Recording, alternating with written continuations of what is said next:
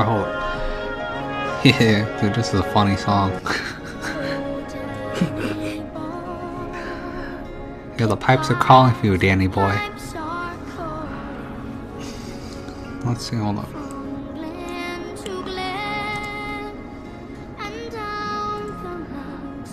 Hold up. Sorry. I should turn this off. Okay, this is the pre-show. I didn't make the show. It's like 2 hours. Now that I reflect on it, this is pretty much a waste of my time. Maybe to some of the more advanced people it is too. But be aware, I talk a lot about stuff that I feel like I covered like 9 months ago. Look, I talk a lot about what happens when you die and the afterlife and stuff like this, or stuff that Dan from the Overwatch is interested in, or what people who are in the New Age community talk about when they quote-unquote talk about the heavenly astral realms or the death sequencing. I mean, if you're interested in death, I do talk a little bit about it just because I was making a pure time garbage waste of show, basically pitting two people who don't know what they're talking about when I should have spent the whole time analyzing a Manly P. Hall video. But this is a warning to you guys, because for me, well, I'm on a high level, so maybe it's not a waste of time for you, but I gotta give you a disclaimer. If you want to skip this show, from my point of view, this is the worst show I've ever made. It is so bad that I made a pre-show to warn you that it is a bad show. But I know you guys have nothing else to watch, so you're gonna watch it anyways. So, enjoy the show. Alright, we'll be right back. Alright, my dudes, you know what time it is. It's time for the pre-show, and I will make this quick. Okay, I'm just asking Ben to send me something about some new age chick that he sent me before, so we'll talk a little bit about her. Okay, let's take care of some questions, because I'm going to delete this video soon. Christopher Norman, 15 hours ago. I think it was you who mentioned this guy Dan from the Overwatch channel last year. Dan. I specifically remember listening to all of his content. Okay, Dan in general, he's like one of the best there is in terms of investigative work when it comes to the field of near-death experiences or archons or stuff like this. It's because he goes into documented like brain dead people or clinically dead people who report these near-death experiences, and it goes in line with Gnostic thinking. And then the real problem is that a lot of these New Agers will probably disagree with them or whatever, just because, I mean, the New Agers are the New Agers for a reason. I call them the opposite side coin of Satanism, because they don't believe in responsibility, and they just think that they get a free pass to quote-unquote astral heaven or whatever. Or these guys, look, I mean, you want to talk about evil. The most evil people are the ones who think that they're doing good. Without realizing, I mean, the girl that I'm going to reference to, she's okay, but the guy isn't, just because, you know, he's very myopic, and the way he goes about things, it's not researched, it's not based on anything that would be in the esoteric, you know, works. I mean, I don't even find him useful, really. I just watch him because it's kind of funny, that he had a fight with Dan from the Overwatch. So, but Dan in general, I do like. Except recently, though, ever since the Voldemort disease, he went full baby truther mode, and I've been making fun of him for a while. So, I specifically remember listening to all of his content. It's crazy watching this clown show play out my entire life. I struggled trying to find the words to describe all this content until recently. The last 3 years. Oh yeah, that's because you've been watching my channel, and then I've already done a lot of the research of looking into other channels of who's good or not, or who's a shill or not, or who's a parrot. I mean, really, the problem with doing this kind of work is you only have 3 types of people, really. So you have Shill City, like the song Rack City, Rack City, bitch, 20s, bitch. Okay, look, you got Shill City, all right. Okay, then the other one is Paratown, USA. And then the other one is these useful idiots. Right now, we're talking about useful idiots, it's probably the New Agers. Paratown USA, 17th letter of the alphabet. Shill City, all the content creators that you watch that you might have suspicions about. I mean, whatever. I mean, it is what it is. I don't care. I mean, I'm past this point. Like, as far as I'm concerned, like to me, this is one big meme at this point. I'm thankful. Like, if you take this seriously at this point, I mean, you might be a goddamn idiot. I'm thankful for the experience, and in spite of everything, I really think my life is better for it. I mean, it's better to know, but honestly, I mean, you know, once you see, you cannot unsee. That's the problem. I'm thankful for the experience, and in spite of everything, I really think my life is better for it. Glad to be off the crazy train, lol. What, the crazy train? Don't you want to be part of the true community with the crazy train and like spurging out and attacking your reality bubble and like spurging out and saying crazy stuff? It's real fun. Alright, whatever. I mean, look, who cares? I mean, look, I mean, there's traps and tricks everywhere. It's pretty funny to me at this point. Okay. I mean, you guys are aware of them anyway, so, okay. Ben Jenkins 7 hours ago. Dang Pink, you fooled me. NGL finished Godzilla vs. Kong today. Yeah. The fight scenes were pretty epic, but the moral of the movie for me was definitely don't be a truther. Well, I mean, you know, it's good to pursue the truth, but we're talking about the egregore creation idea that they've constructed as the truther, or whether it be, you know, Alex, you know, Jonesy, whether it be for the millennial avocado toast eating men, that would be like Joe Rogan.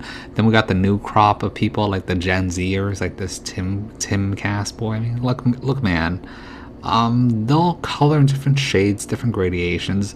They'll cater to your likings, and when you get to the more to the deep end stuff, then they'll throw you to the 17th letter of the alphabet, or like I mean, like, what am I supposed to say? I mean, you guys know all, like, everybody who I'm talking about, whether it's like Richie or Cliffy Boy, whatever, man.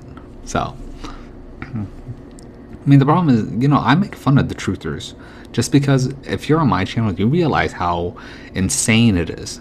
Like the shills, the parrots, the useful idiots, these New Ager types, or the religious fundamentalists of the classical religions. Really, everyone is there to try to, you know, take you into their camp, okay? Like, I know what's going on. This is a graduated Animal Farm system. Ben Jenkins 7 hours. I mean, oh yeah, and Godzilla vs. Kong. Okay, I'll go 420. You asked me about cleaning up audio? Yeah, dude, but you need to buy a program. Like, I use Filmora. You can right-click audio and click delete background noise and do modifications. But you have to buy the program. The program I use is like $100 or like 80 or something. All right, Orby, do I have to talk to your mom? Oh, okay, let's see. Electrodes. Look, I'm joking, all right? Like you cannot pay me to like talk to your parents or whatever. Like, this is stupid, all right? Like, people gotta understand that my channel was always a jokey channel, all right? Electrodynamic orb 7 hours ago. My mother is waking up. She asked me if we are in hell. 50-50. We're in what is it? This is the physical, visible realm. It is Earth. It is the launching pad. It is the place where the soul can grow on an individual growth level. I mean, you really have to understand the consciousness layers of the structures, like the levels 1 through 9, to understand the point aspirations of growth and why these quote-unquote existence embodiments exist in the first place, and how it's used for the development of your soul.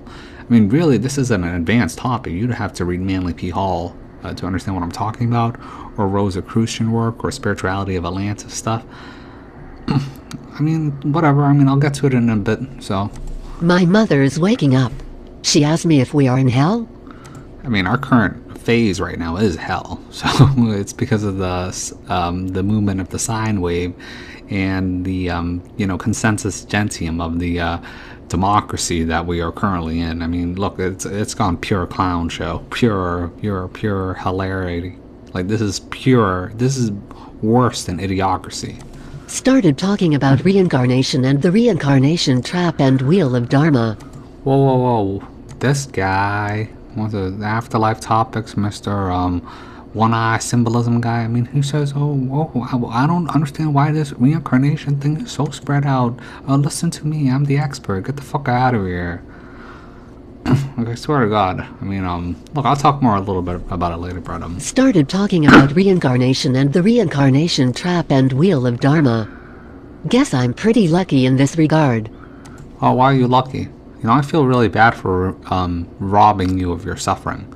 I mean, if I didn't make a channel, you'd still be on the Overwatch channel spurging out and like a baby truther, so. And it wasn't to humor me. She was speaking truth. Talked about her past life regressions growing up. Yeah, past life regressions growing up. She must be aware of the lateral. I mean, it's. I mean, Philip K. Dick was right. The lateral, existence realms. It's a. You can call it transmigration of the soul, where you died, but that's thinking from a linear point. I mean, it's more likely that she was shifting frequency waves and can remember different versions of herself. I mean, that's why Philip K. Dick's idea of lateral worlds is so important, because that's more true than you think. And then the time spacing that we quote unquote go into the deep dreamless sleep is like the rest period of a computer before it reboots, and then you get rebooted into a quote unquote this realm or your current primary perspective. Talked about her past life regressions growing up. It's not all bad out there. She really surprised me with some of her metaphors. When talking about hell, she said there are many rooms in the mansion. Yeah. Well, actually, that reminds me of that time I got taken in by like a high-level archon, and it trapped me into like a mansion house, and I just had to wait it out like forever. Yeah, I mean, whatever. I mean, look, the realities of hell or heaven, or even different your quote-unquote realm realities, is actually mentioned in what is it? I'm trying to think if it was either Far Journeys, Ultimate Journeys, where Robin Monroe was traveling through the astral realms and he met the reality police, and he was going to these personal realm realities, which was being monitored and watched by trans-dimensional entities that was giving people the illusion of quote unquote heaven, where they're working out their experiences. But look, shit's weird. All right. When talking about hell, she said there are many rooms in the mansion. Many levels of awareness in my family, and all on the more correct side of our current circumstance. She spends a lot of time with Hollywood elite, so I shouldn't be surprised. She even asked if the white light of death could be a trick.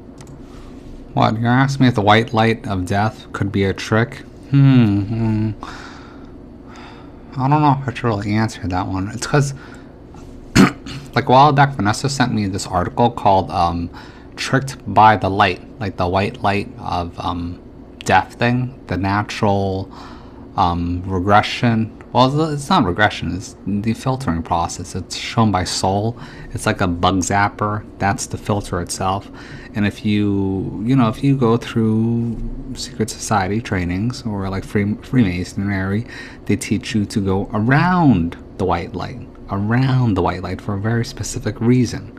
All right? Because that white light to them is what causes them to loop back within the ring. Whatever, I'll talk about this later, or whatever. I mean, I thought I already talked about this. I probably didn't talk about it. Wait, then what are you gonna tell your mother? I thought you definitely don't know this. What am I talking about?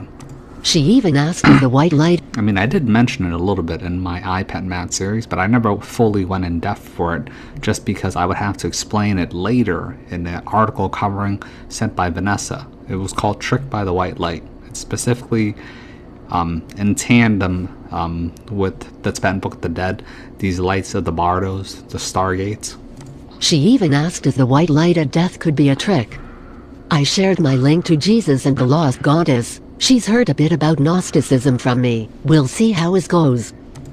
Okay, well, if she reads Jesus and the Lost Goddess, then she's good, so... I shared my link to Jesus and the Lost Goddess. She's heard a bit about Gnosticism from me. We'll see how it goes.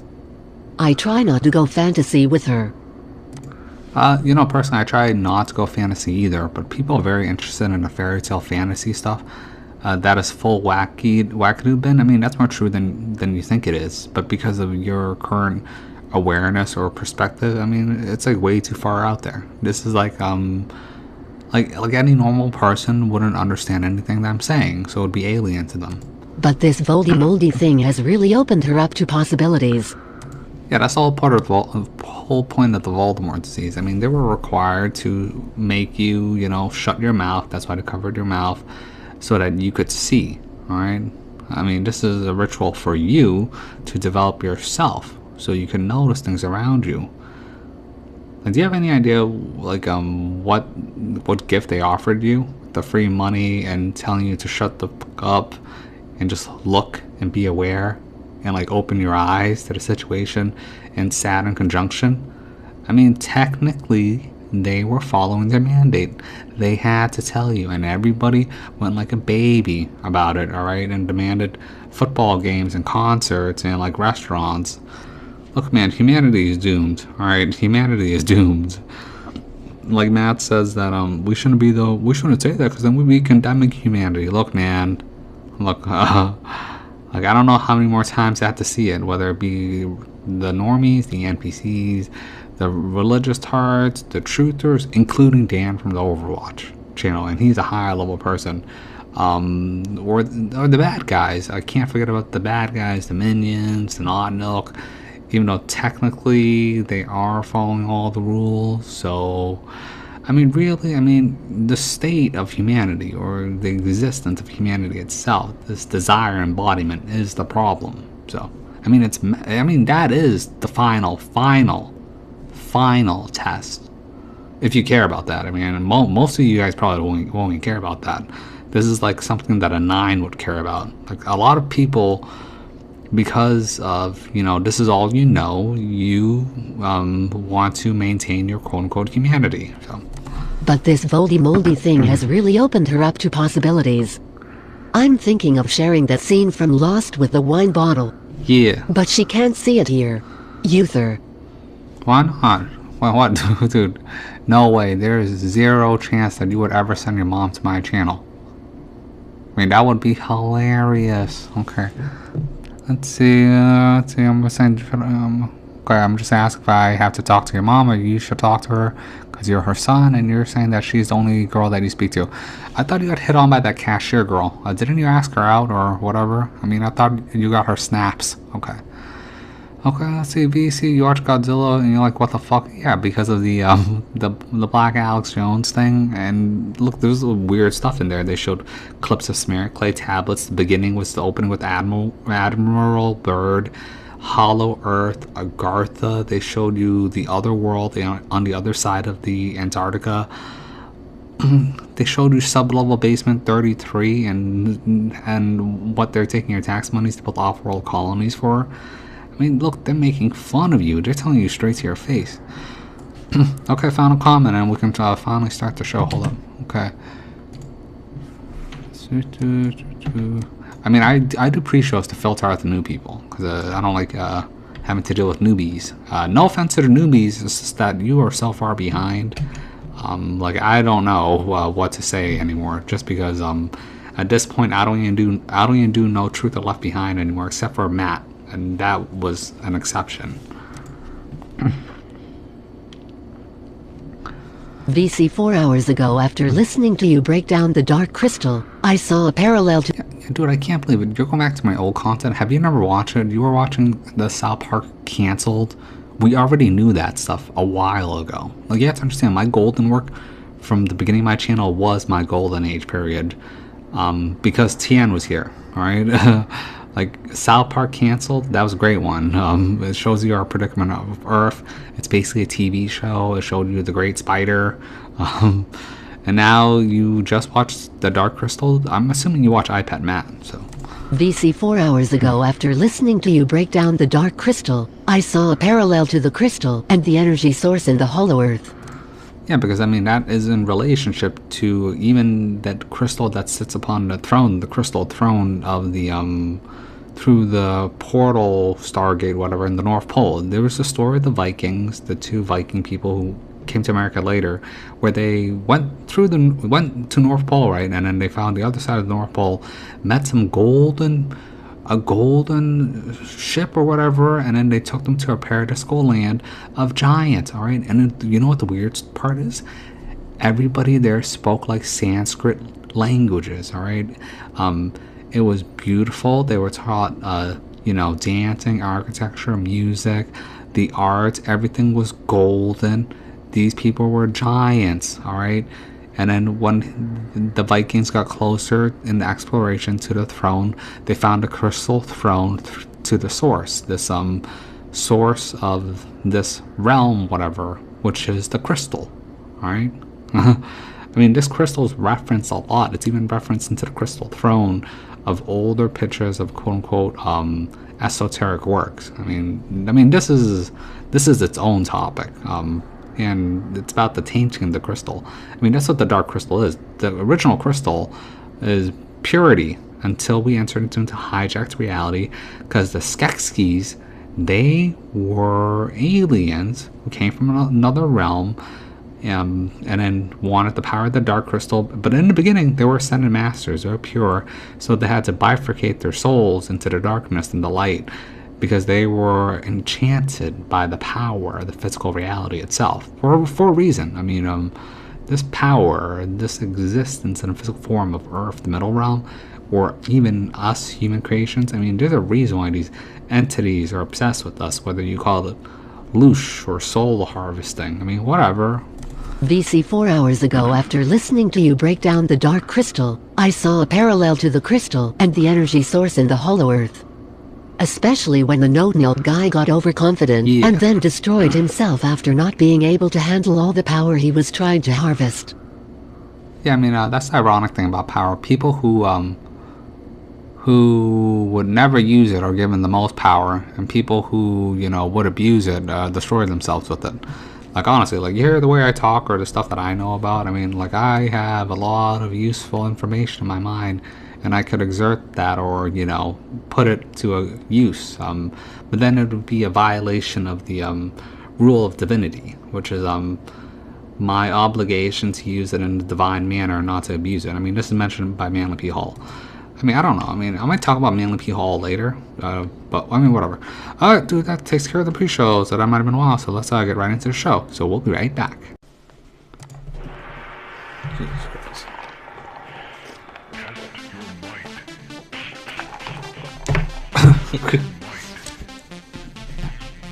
Let me turn this down. Okay, welcome to this really, really dumb show. Alright, we're gonna have... Who are we having? We're gonna have the New Ager, Mr. One Eye, Illuminati Symbolism, this New Ager, Arkville? I mean, she has... Okay, whatever. I mean, look, Ben sent me her. Versus Dan from the Overwatch channel, yay! Okay, whatever. Okay. Alright, so basically, so this is in pertinence to this idea of what happens when you quote-unquote die or whatever, or go to the astral form, or disassociate from your physical human form. So basically what's going on is we're gonna have this guy, Mr. Afterlife Topics. I mean, I don't find him very credible. That's the problem. He's probably the worst one out of all of them, just because he has his own experiences and he's talked with people from the other side.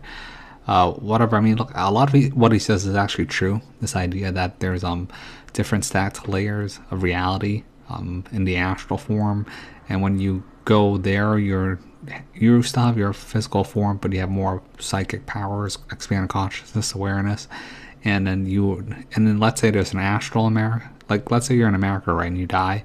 There's an astral America, and with your astral home, whatever. But you have to really think about it, okay? So let's say, I mean, look, first of all, this guy, he doesn't understand the not milk. He doesn't understand, the system, really. I mean, this guy, to me, he's pretty dumb. He has very myopic view. He doesn't mention, like, classical works. So for me, it's pretty worthless, what he says. And he does this for a living. He's monetized, whatever. I mean, like, it is what it is. I mean, I don't trust this guy, first of all. But I'm only covering him because he had a little mini spat with Dan from the Overwatch channel. But basically, you have to think about it very carefully, all right? If this world sucks, and America, a land of the free, a home of the brave, but it's really the opposite, and then the non-elk minions are running everything, and it's much darker than you think it is, or let's say you're in China, or you're Chinese, right, and you're in China, and when you die, there's an astral communist China in the astral realm. Hello, red flag. Do you think you are really in the astral heavenly paradise, or something else going on? All right. If you're in quote-unquote heaven, these egregores of nation states would not exist. These controlling structures of quote-unquote governments would not exist if you were in the real paradisical heavenly realms. So this guy says, oh, you know what? If you loved if you loved working at McDonald's or working in the office, then you can go and work at the office in the astral realm. Ooh. Okay, look, in terms of me, like, giving this guy a rating, this guy's like a D. This chick, this new ager girl, Akivil Saba. I mean, what the hell kind of name is this? Okay, whatever. She has a very new agey perspective. A lot of what she says is right, but she doesn't. But she has the one flaw that a new ager always has, and that is that they do not understand the rules, or the problem with the new agers is that they don't understand responsibilities or consequences. All right, they just think that everybody gets a free pass, and they just cycle out, and it's all love, it's all happy and good. I mean, that's not true. Look, actions have consequences. The only law that exists is the law of causality, which is what you call karma. All right. I know got my boy Dan from Overwatch. He used to be a pro, all right, until he went baby truth to like, look at this. This is from his Spreaker. Like, you gotta be kidding me. I can't believe he's mentioning this guy. Welcome, friends. This is James. Yeah, I don't want him to say his name. This guy was on goddamn Richie, alright? He's featured by Richie. So he's mirroring videos from this guy. I mean, that's why I can't take Dan from the Overwatch channel seriously anymore. Ever since he went full baby truther. I mean, he made a recent good video, which is why I talk about it, where he says, "You are a sheep even in the afterlife." So that's why this video will be important to that. Okay, so basically, like Dan, you know what I think of Dan? He's like S-class, but then until the baby truther mode, he took the B. Akvil, she's just a typical new agey person. A lot of what she says is fluffy. Oh, it's all your imagination. What you think? What happened is what happened. Oh, we have limited thoughts. Blah blah blah. The universe infinite. Create your own reality. Like that kind of new agey stuff. I mean, I'm saying worse than it is, just because, but I do like her content. It's useful if you understand the consequences part. If you think you can just do this willy-nilly for free without understanding the roadblocks that exist on the other side, then that would be the problem. That does exist. Okay. Alright, and then this guy, I mean, like, what am I supposed to say? I don't trust him. I don't like his content either. To me, it's not worth it. I mean, like, how can you make a channel about the afterlife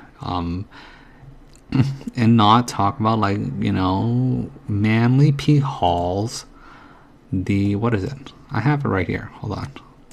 Manly P. Hall's. We are going to talk about one of the mysteries of eternity. The mysteries of eternity. Problem that every human being has faced and must face I know, it took me a while to clean in the this course up. of his existence. And it is interesting to realize that there are a number of remarkable interpretations of this phenomenon, which we call death. So in many cases...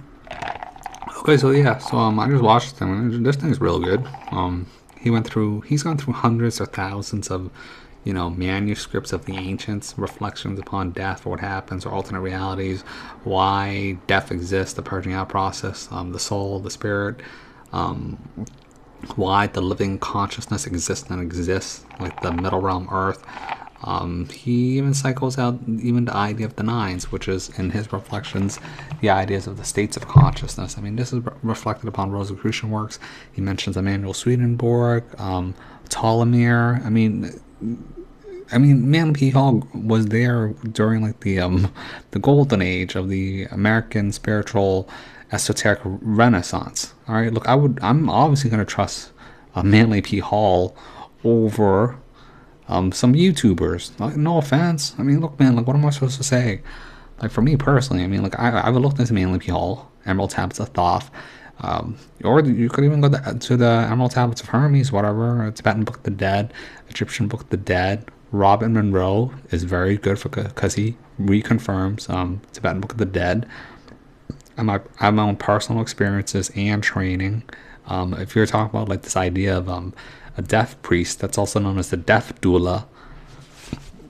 I mean, whatever. For the record, I already know what the answer is. So to me, this is a pretty pointless, worthless show just to see people who don't know what they're talking about fight over trivial, minuscule things. But there are some things that should be addressed or covered up, by the way.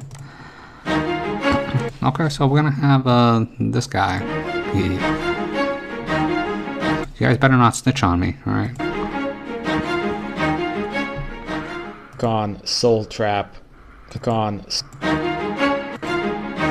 Welcome to Afterlife Topics and Metaphysics. This is Cyrus, and tonight I want to address the Archon Soul Trap. Yeah, so he's gonna address the Archon Soul Trap, but I mean, you can tell just by the way he's coming off. He's already exhibiting aggressive behavior, the way he's talking, his body language, because he doesn't actually believe or understand how these soul contracts or soul traps or consciousness traps actually work. I mean, he's just I mean, whatever, man. He doesn't really know what he's talking about. Even in the idea of terms of the archons, he's not even that familiar with Gnostic stuff, anyways. So, I mean, even that goes back to Zoroastrianism, the battle between light and the dark.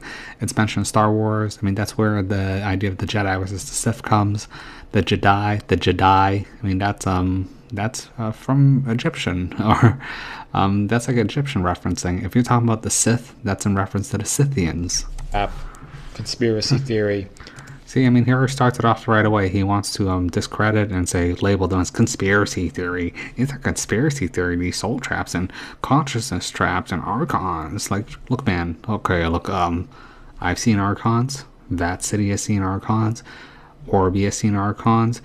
I mean, Theodora, she saw a mud archon. All right, and there's a reason why it's a mud, specifically a mud archon that sent her straight back to the Earth realm. I mean, a lot of people have seen these things, all right? They exist, all right?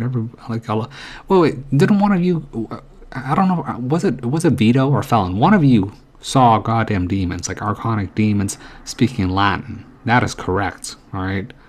I mean, their natural language, the natural language of the archons is Latin for a very specific reason, so. Because this has been getting a little bit out of hand on my channel, and I do think an educated opinion is necessary, and this is a very popular idea that spreads across a lot of the alternative communities. And yeah. I know a lot of people who came to this channel from Dan from the Overwatch project, and so a special shout out, you know, and I like that channel. Yeah, go Dan. And I like it. I mean, look, I find Dan much more credible. All right, he does specifically researching and proven or documented near-death experiences, death experiences, people who are clinically dead or brain dead, and he's gone through hundreds or thousands of accounts of these people, and then there's some weird accounts where they get like sucked up into like some alien craft and they get scanned for their Luciolite or whatever, right? These archons exist, and then this guy, he's just going around, he's one of these like new agey guru types that talks about the afterlife and makes money off of it. He sells books. He has a YouTube channel. He's monetized. He's on Facebook. So in terms of credibility or whatever, I mean, look, man, like he's the lowest rating. I trust the new agey, weird-looking girl more than this guy. Elements of these ideas, but I think we need to take a closer look at this and slow down a little bit on this conspiracy, because I also think this can be very damaging. Yeah, I mean, he's just using that word to just discredit, people. I mean, it doesn't work on this channel, so I mean, like that's why we're gonna try to view this, depending on his view. I mean, I understand his viewpoint. It's very myopic. It's to me, it's low IQ. Like, look, man, you're talking to someone who would much rather prefer referencing books or older works, right, or Manly P. Hall, or Tibetan Book of the Dead. Damaging to how we perceive not only our roles on this planet in the universe, but the spirit world, astral dimensions, and things like this. So I've been a bit impatient lately with some of the people in the comments of this channel who have been pushing these ideas too far. And sometimes I do lose my patience. Sometimes I get very angry at some of you because the things that are being proposed, it really goes against, I guess my sense of reason, my sense of what is real and what isn't real. Yeah, he doesn't like having his worldview broken. Look, man, I'm always willing to be wrong. I'm always willing to learn new things. If I'm wrong, I'll learn 3 times faster than I was right. All right. And sometimes it actually, frustrates me, and in complex metaphysical and supernatural issues. And if you like this kind of stuff, then I encourage you to go down and hit that subscribe button, hit that like button, or share this video if you want other people to hear what I have to say. See, I mean, look, I mean, like, what more can I say? Hit like, hit subscribe, share this video. Get the hell out of here. What do I say on my channel? Do not talk about my channel. Do not share my videos. Don't tell people about it, alright? I mean, why do you think I say the opposite of what he just said, alright? As an astral projector, author, supernatural researcher. So, your support is always appreciated. To continue. Yeah. So, the archonic soul trap theory, there's multiple sources of information about this, and a lot of stuff that traces to Gnosticism and Gnostic teachings. So he's just trying to demonize Gnosticism. This thing goes back to every single religion that's ever goddamn existed. Even back, it goes back to the goddamn Sumerians, right? It existed in the Babylonians, the Sumerians, the Greeks. I mean, really, I mean, they put a lesser emphasis because they viewed it as merely the shadow reflection. It's just that in today's viewpoints, it's considered more pertinent or more, focused on, which he is correct in that you shouldn't view it in that way.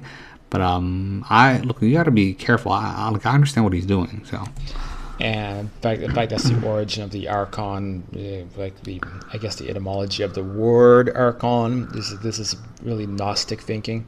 Now, the word of the archon goes back much further than Gnostic thinking. I mean, it goes back to like the Anunnaki thinking. Archon, the opposite version of that is Aeon, like Aeonic beings. It's literally, Archon means the angles of powers of light, and the Aeons is the curvature of powers of light. I mean, this is in reference to, what is it? Basically, demons and angels. All right, this would be the older versioning words of it. Like, goes back to Zoroastrianism and Anunnaki stuff. All right. I mean, whatever. I mean, look. I don't even know if I should even do this, just because this guy is so uninformed, uneducated, that I don't know if he'll learn anything. But he does say some more important stuff later. But there isn't really very much hard evidence except for encounters with archonic entities in astral states. I mean, look, there's hard evidence. All right, it's mentioned in every single culture, religion, ancient civilizations. It's drawn in the goddamn caves. Even in the modern times, I mean, Dan from Overwatch has done his homework. Like, I specifically remember one reading where he read about a woman who got taken in by spacecraft and she was scanned by an archonic being. If you remember on my channel, Aline was taken into some church setting as a trap with some weird robot thing that looked like Bender, and it was going to rip apart her soul. She was in a slaughterhouse. All right, I've seen these things. I saw them as megalithic cosmic dementor beings.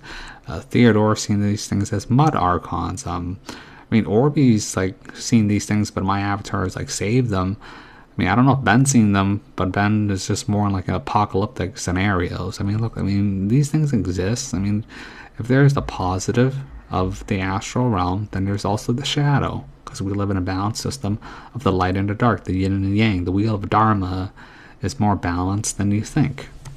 And this would include myself among people who have dealt with negative higher dimensional entities. So, well, it's also mentioned in The Art of Dreaming, all right, by Carlos Castanedas. These what's it called? God damn, do I have to read the book again? It's very specific how he refers it to them. The penumbrum, the shadow of shadows, like the labyrinth, right? Like these inorganic, masculine, archonic beings, all right? Like, this is what the Native Americans were afraid of. It's illustrated even in the movie It.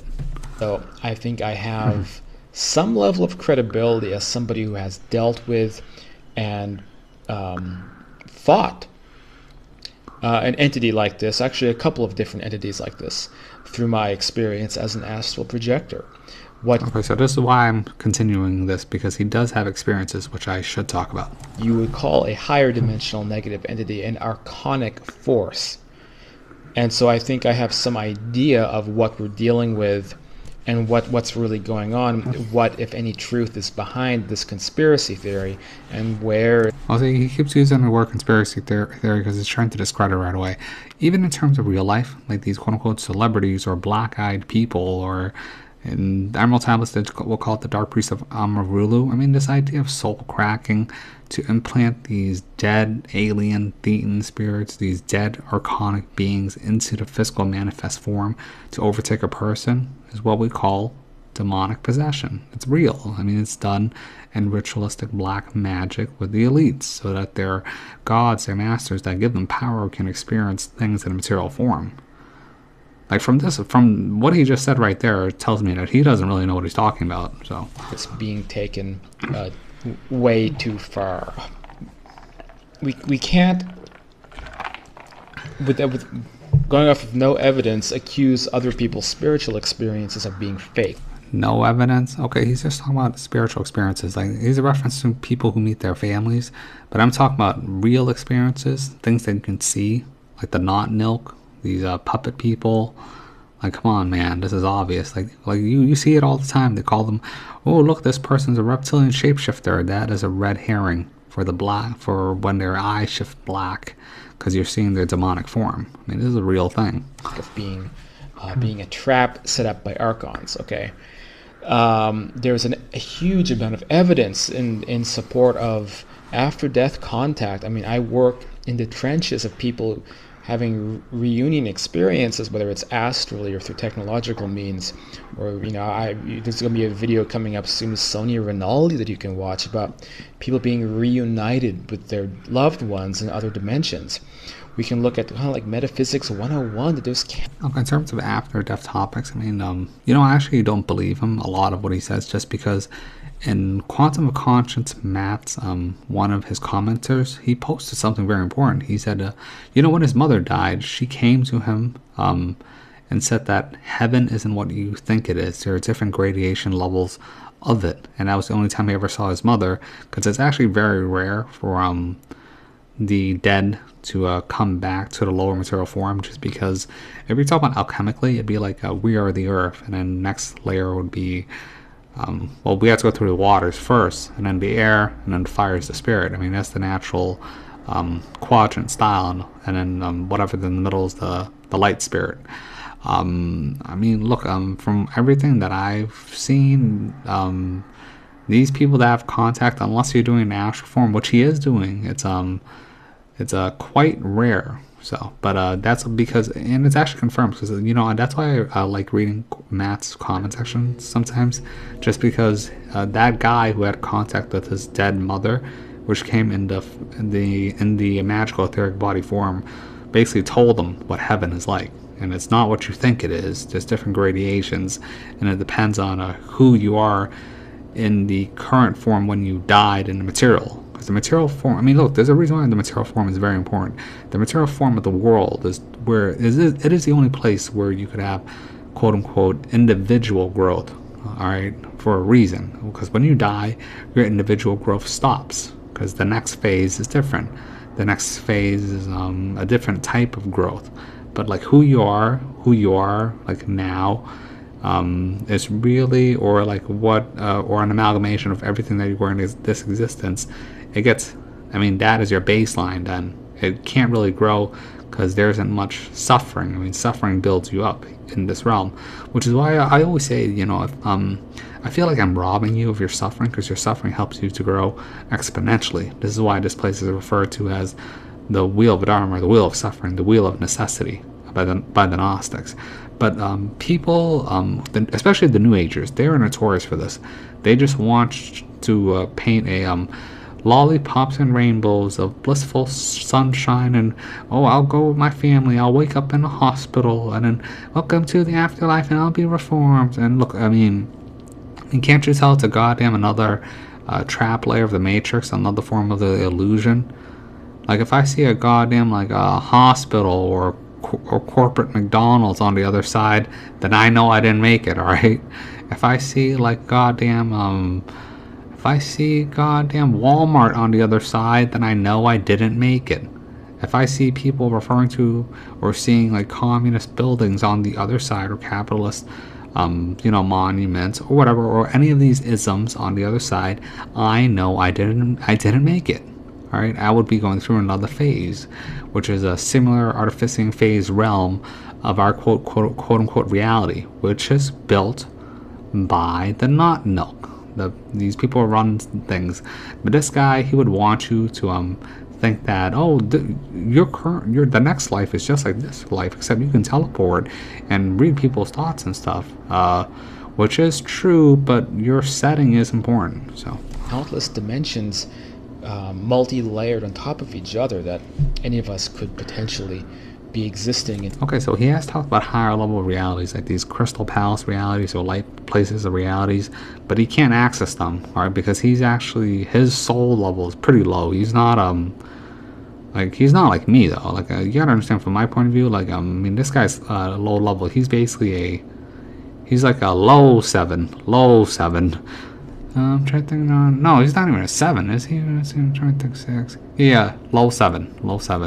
Like the people on my channel are higher than this guy. Like trust me, you guys are higher than this guy. Even simul.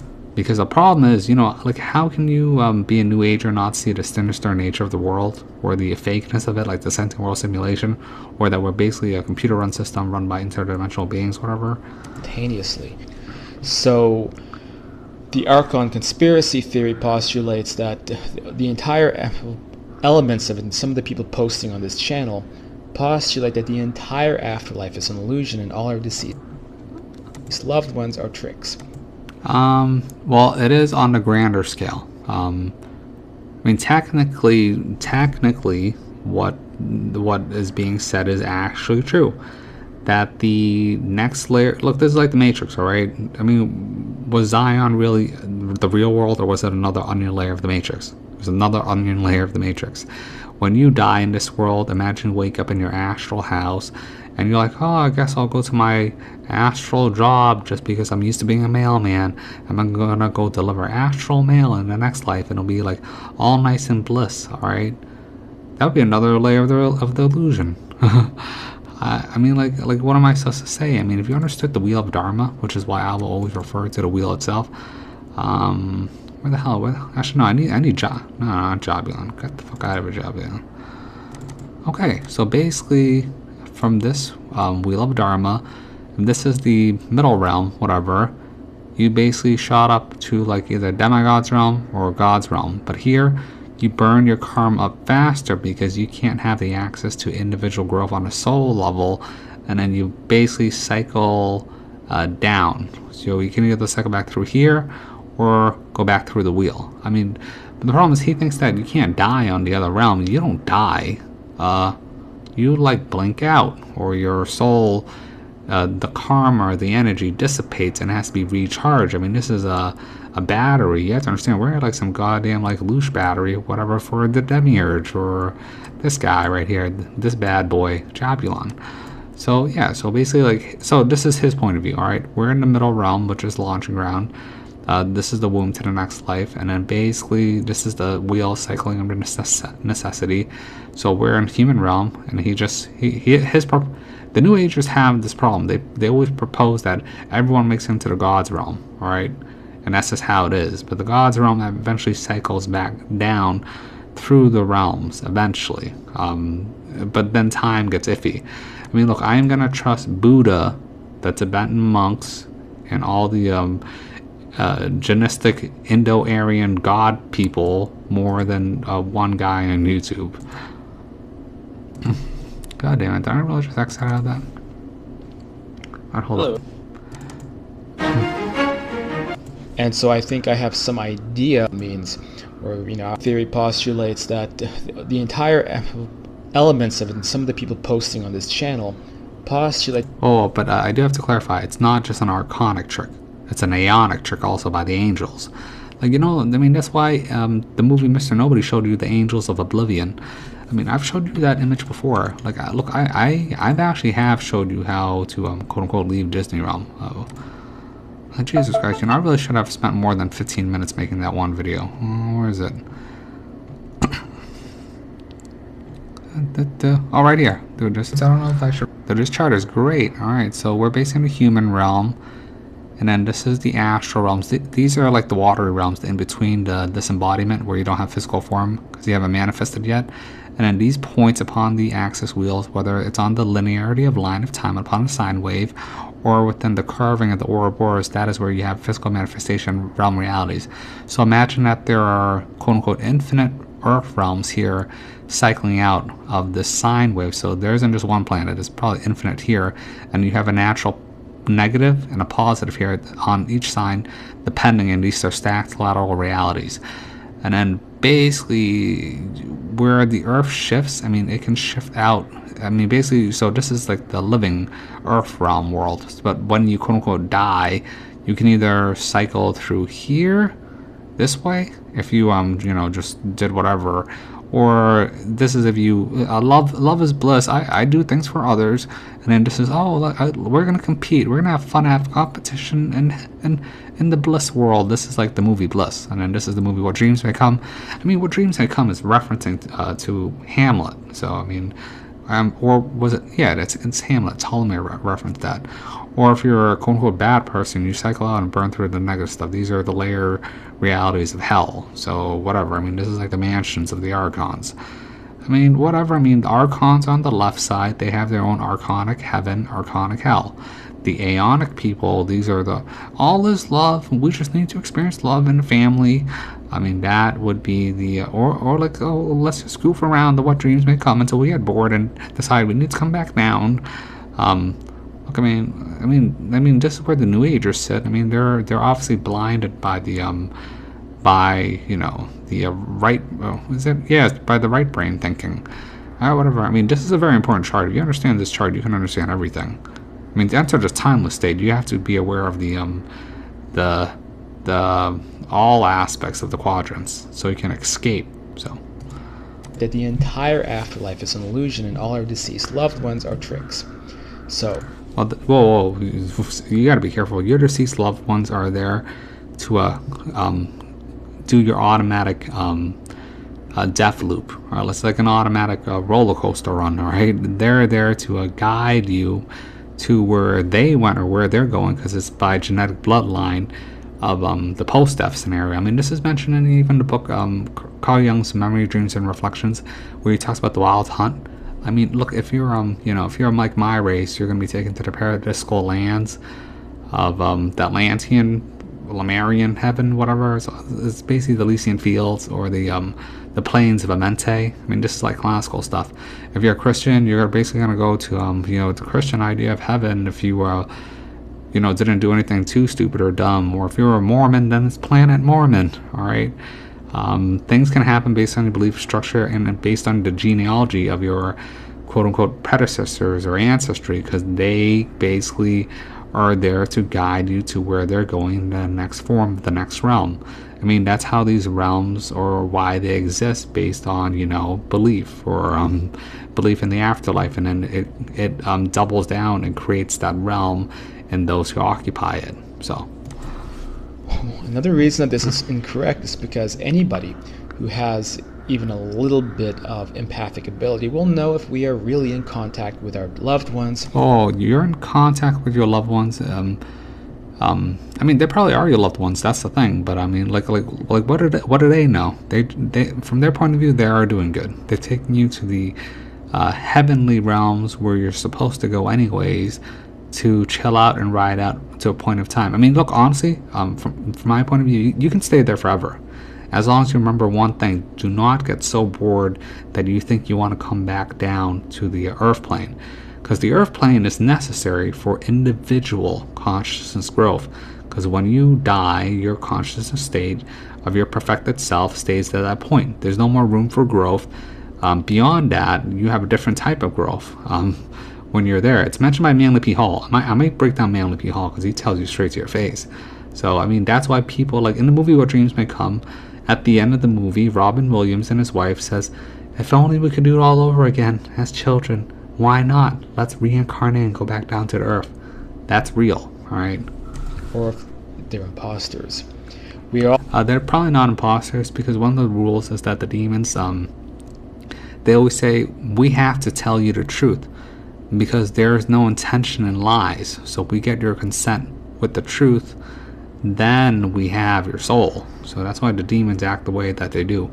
It's the angels who are passive aggressive or get pissy with you, which is why the light workers, so some of the light workers, they broke up like years ago because they realized they got tricked by the quote unquote aeonic white beings, and they were doing the white light worker stuff. Also aware that the astral world is a living, breathing, vibrant, parallel universe to our own. Yeah, I mean, it's a vibrant world, but you know, the fact that he's saying living, breathing world, I mean, if you understood that the breath is the problem itself, or this idea of the continuation of the wheel that keeps spinning, then you don't understand that you're spinning upon the wheel itself and keeping it going. This is how the never-ending hamster wheel started in the first place. People's desires to have certain experiences, which is part of the video game. It's mentioned in your Soul Contract by Robert Monroe, like chapter, 10 or 11, in Far Journeys. With many levels of it. We're aware that the more that we become closer to our true selves and expand on our individuality and expand on our ability to be of service to other people, the more that we... Yeah, see, I mean, you know, the New Agers always say that service to other people. What about service to yourself? You need to find a balance. The problem is that people take it too far. If you are in service to yourself and only yourself, then you end up in the archonic heaven, which is the demigod's realm, like in the movie Bliss. If you go to service of others, then you end up in the What Dreams May Come, and you have a communitarian paradise. But then you got to follow the rules of the community. Ascend to higher and higher realms that are more sublime and beautiful. Yeah, but you gotta remember, the highest realms, even there is like an upper limit because it's a wheel. Like, let's get that clear. That's why the wheel of Dharma is dangerous. Unless you understand which point of the wheel you're on, you can't figure out how to escape. I mean, but to be honest, a lot of people don't want to escape the wheel at all because they like their human experience. It's Disney realm. Like, why would you leave Disney realm? You love it here, all right? Even the people on my channel here that are listening, I know some of you actually just like your human experience, but you cannot look away. My channel is basically a runaway, car accident, whatever, or train wreck. I mean, look, man, it's because you can tell that I'm telling you the truth, and you need to hear it because your spirit needs to hear it, not your quote-unquote egoic human avatar that just wants to stay in Disney realm forever. So you're conflicted. It's like the movie Existence, all right? There's your avatar, which has your game urges, that wants to be in Disney realm, then experience it, and then go to a new level of Disney realm, his version of, the astral, which is true. It's the astral heavenly realms, the blissful realms of the, it's the feminine axis of heaven. Then your avatar wants to stay there forever, but your spirit in the back of its mind is realizing, wait a minute, I'm not growing at all in this new astral heaven, and I'm burning through all my karma. I'm spending all my loose tokens and all my soul tickets here, and I'm burning it way faster than I did. Because the only place you can gain these individual experiences of growth is on the earth plane, which is why the cycling system is so insidious. And you could say heavenly. And as we ascend, there is no ability for a negative multidimensional entity to actually intermingle into those realms, because they exist on a sublime, beautiful type of environment where those types of thoughts, they are not shared by the... Okay, that's true, but the problem is that we're assuming that you're so pure. Well, you don't have to really be pure. You just have to do the best you can to end up in heavenly realms. But you have to remember, you cycle back down here anyways, because in the heavenly realms, the astral realms, you burn karma faster than you have them, or you spend more than what you got in. It's like, that's why it's the opposite in hell realms. The hell realms, you gain karma 1,000 times faster than you can spend them, which is why you can cash it out when you get to the heavenly realms later. I mean, this is how Mickey's little sinister system works. So, but he is right there. But what happens when you are out of karma, or you feel like you need to develop and grow and cycle back into the earthly realms, And then what if it's not a pleasant time, or you do something stupid and you have to go through the hell realms? Like, you see where the trap is here. Like, just because it's difficult to explain this, just because it's so nebulous and quote unquote theoretical. Even though you can find books upon this, like older books that explains it properly, instead of just YouTubers. So inhabitants of those realms, or they wouldn't be in those realms, right? Okay, that is true. So you're, a malicious predatory entity, wouldn't even be able to access those types of realms. Whoa, but that's assuming that you made it to the realm in the first place. I mean, these archonic disembodied beings, they prey upon you in the in-between. Like, if you remember Aline, she was preyed upon in the darkness of the oblivion, which is why she came to me. Because the only reason why Aline came to me is because she knew that I knew what I was talking about. When I told her, okay, what if, look, I've died a lot of times, and you know what I saw? I just saw the darkness. I saw oblivion. And what if all of us have to go through the waters of oblivion? All right, that because Aline, I didn't know at the time. All right, she actually already died, and she had a weird near-death experience. All right, but it wasn't really a near-death experience. It was a death experience, and she was getting her soul ripped apart by these archonic beings and in between. So, I mean, this can happen also. But it's one thing to tip your toes in the astral realm when you have a physical form. It's another thing entirely when you're dead and separated out from your physical form. All right. I mean, that's why reading the Tibetan book The Dead is important, or having a death priest or a death doula at your side, because you're gonna have to sit in the waters of oblivion. I mean, it's mentioned in Robin Monroe, where Robin Monroe, he was going around acting as an angel and helping people to move on, and they would blink out as soon as he took them to their destinations. I mean, this is a real thing. So because it's existing on a different thought frequency. This is why multidimensional entities, negative multidimensional entities, hang around closer to the earth, or they hang around in their own realms. Okay, so I dealt with an entity once that read my mind and attempted to continually shapeshift into whatever I was most scared of, and its goal was to get me to submit to it, was to get me to bow down and for it to become my master. And it wanted me. I was like the prize fish. Yeah, because human souls are the prize fish. Like, their loose generation is very unique. It's like a crack cocaine for these spirits. But this is the problem with even the word master. I know that in the Western cultures, like, a lot of people are giving me shit for this. In Western cultures, like, the master word is equivalency to slavery.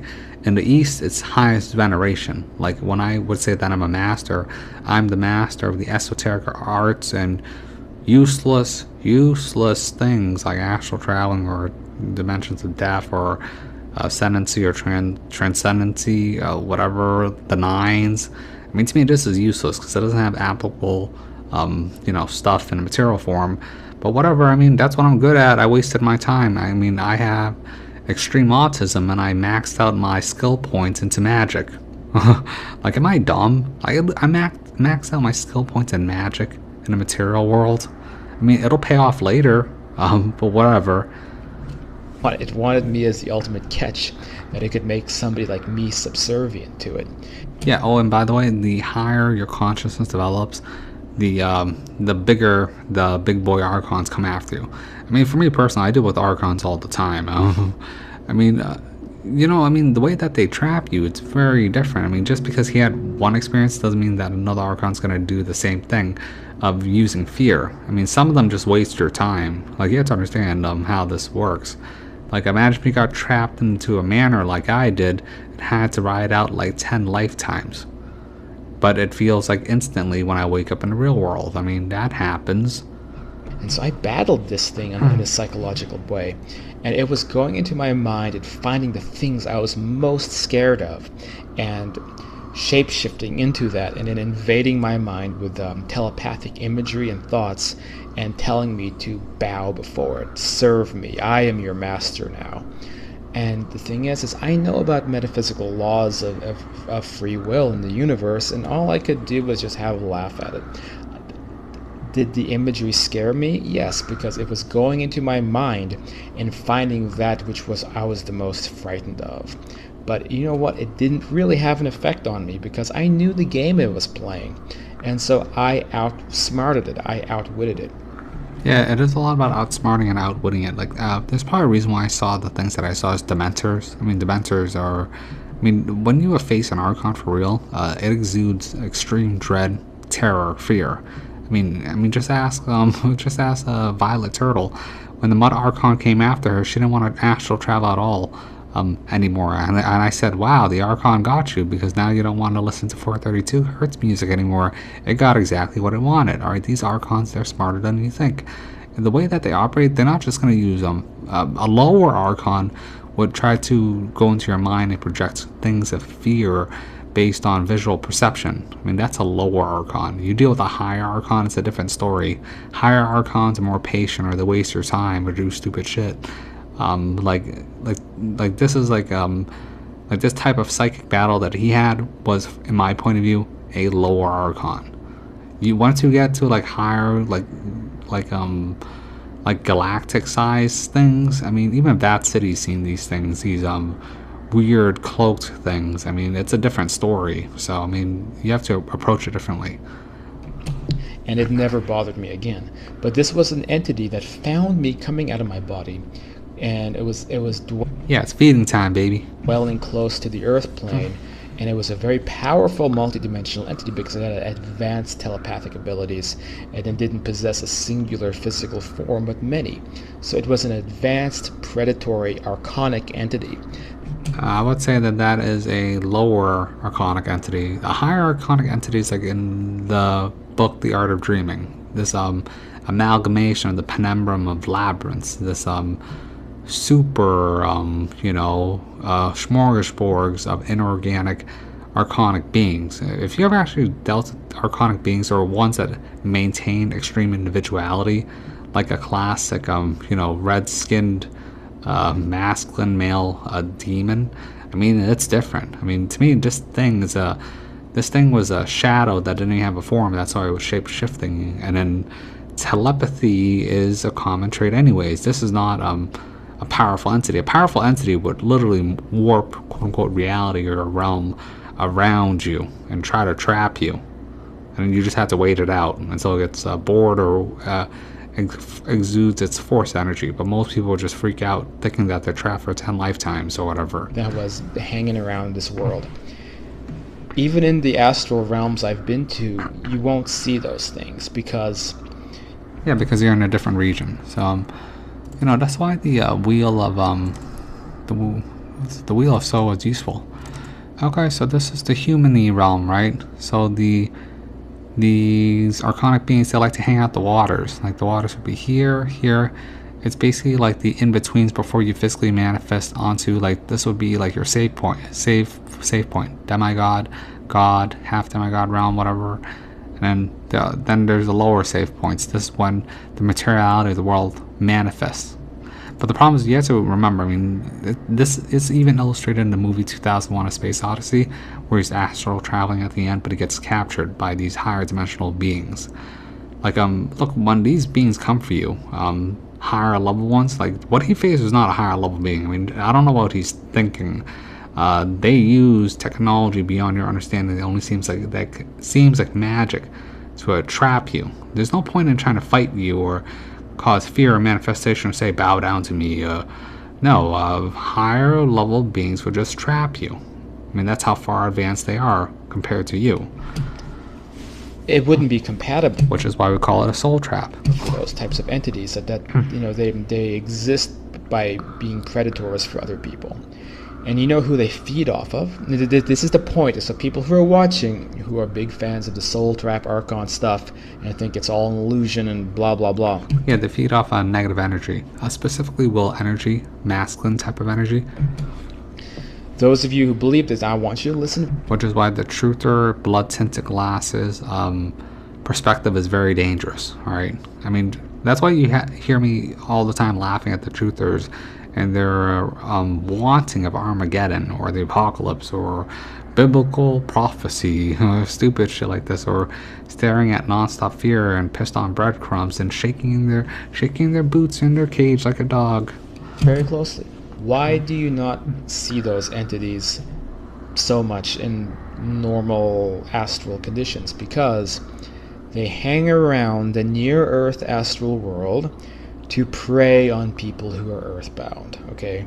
Similar to like Yeah, that's true. I mean, birds of a feather flock together. But if I was a higher being, I mean, look, if I was a being and I wanted to prey on this guy's soul, what would I do? I would be an aeonic being, a being of an angel being, and I would take him to the astral realm while I secretly steal his loot and devour his soul from the back end. All right, like this is the trap of duality. People are so focused on the archons, they never address the aeons, the angels. Like, I talk about the angels of oblivion. You've never heard me talk about the angels of the abyss. Like in, what is it, Revelation 9:11? The angel of abyss, Abaddon. Alright? You want to know what the ascension... Do you have any idea that... Well, whatever, I probably shouldn't talk about the angels of the abyss right now. Fortunate people in our world who are homeless get preyed on by criminals.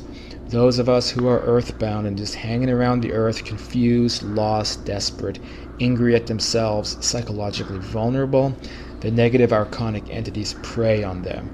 Yeah, so this is true. What he's saying is true. But someone like him who's like, haven't you ever thought it's weird that these new agers are all like, all is love, we just need to be selfless and do everything and whatever, all is love in the world, there's no sinister nature thing, no whatever. Look, because these people, they get preyed on by the aeons, alright?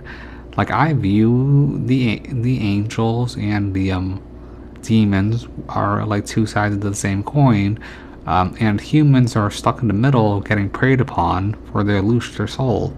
And then yes, anything is possible. Could they trick them into reincarnating? Yes. Yes, see? At least he said that. That's true. Could they... But the angels can do the exact same thing, alright?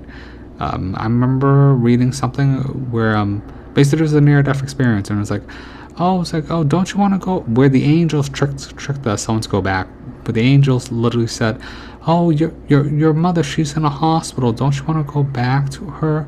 Oh, your brother, he's about to have kids, don't you want to see your grandchildren, your nieces and nephews? We can send you back so you can experience it. And then they do. Alright, that's how the angels trick you. The angels can trick you just like the demons. Alright? You know what? At least the demons are straightforward about it. I mean, they're just kind of they're kind of dicks about it, but the angels are passive aggressive and they use your love and attachments of family to do it, which is what the people are referring to. They're not referring to you or your family members coming back to guide you through the afterlife. I mean, that's a normal thing that happens, which is your quote-unquote spiritual parade into the afterlife. But what the angels do is they present you things that are still earthbound if they want to get a quick payout that way to cycle you back in, or they approach you in the astral realm and say, you know what, isn't the astral realm boring, or don't you want to go back and experience it all over again in this new realm of earth with the new reset the video game? And then these sucker spirits like this guy, not to say, would he come back?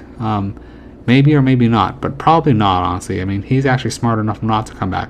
But these dummies who make it to heaven, the dumb sheep, they're like, yeah, I'm bored of the astral realm, nothing really happens, I'm already bored.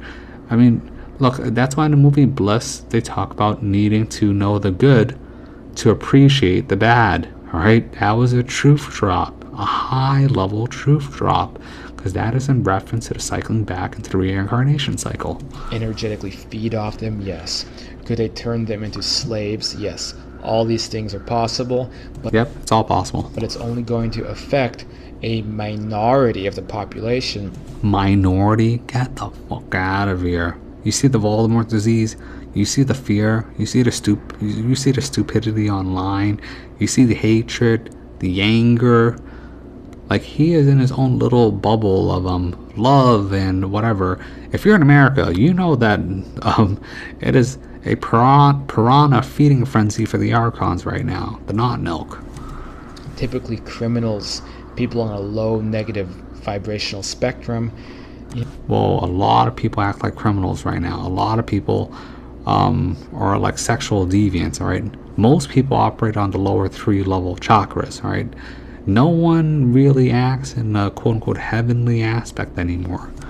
You can fall victim to, for lack of a better term, demonic forces. And I don't know. I mean, have you seen America recently? it's all that is possible. They could influence us, they could feed off of us, they could use our consciousness basically to eat and make us reincarnate. All of that is perfectly possible because the victim is submitting to the entity, just like that entity wanted me to submit to it. If that entity, see, I don't mean to brag, but I am an advanced astral traveler, advanced whatever you want to call it, multi-dimensional guy. And I have I mean, he's the low 7, so I would agree with that. He has astral travel into other realities and talk to other reality beings, but you have to be aware from my point of view, just because he's not even aware of Quantum of Consciousness channel, the Sinister Nature reality, the Wheel of Dharma, how Disney Realm works, Mickey Mouse, Jabulon, the computer sentient. You want to talk about sentient world simulation? What about sentient omniverse simulation? The Demiurge, Philip K. Dick. I mean, this guy is a low 7.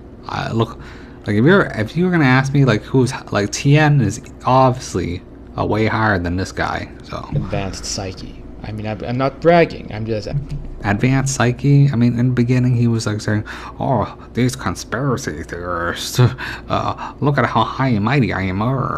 Look, you can talk shit when you're alive, but when you're actually in the death state and you don't have a natural tether back to the earthly realm, then you're playing the video game without a restart button.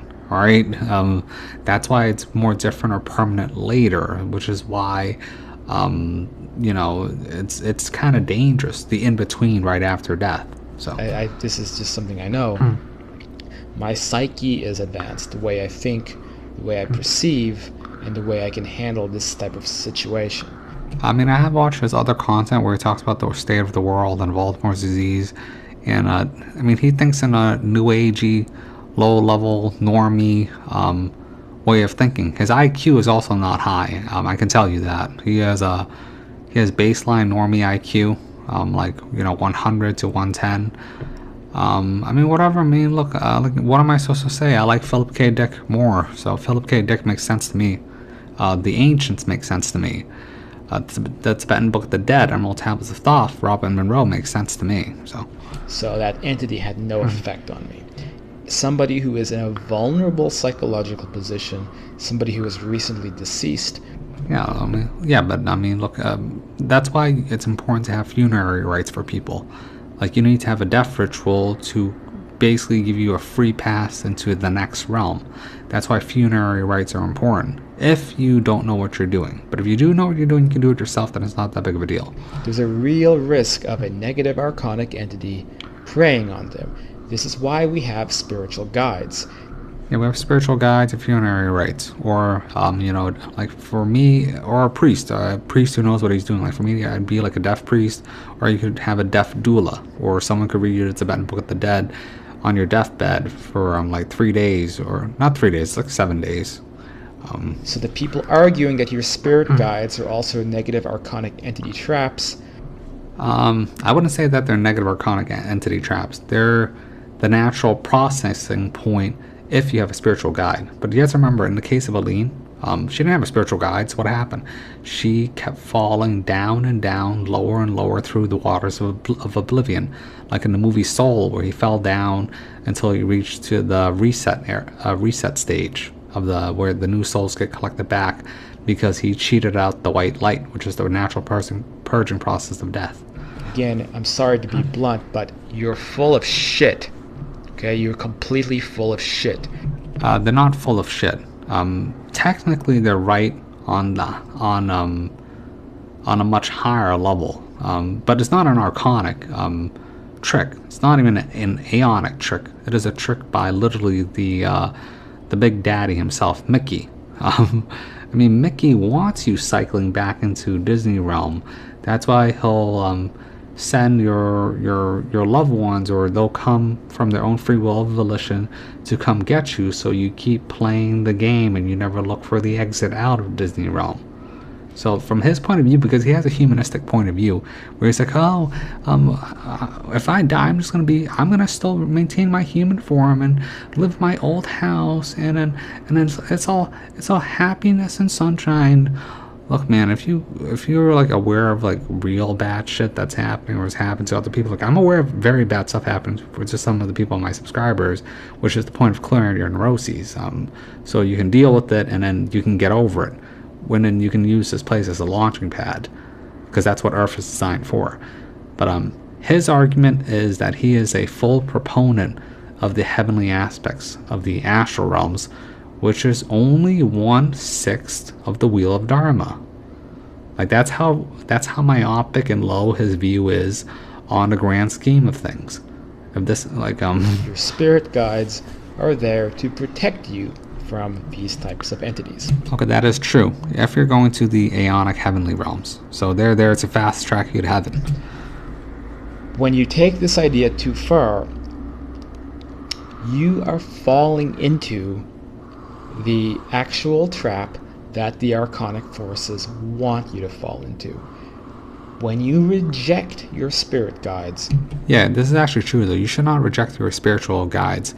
If that is what you want to do, if you want to stay in Disney Realm and go on to the next part of the park, like let's say instead of like the teacup ride, you want to go to Space Mountain, and then you see your cousin say, hey, you want to go to Space Mountain, let's go, and then then go do that if that's what you want to do.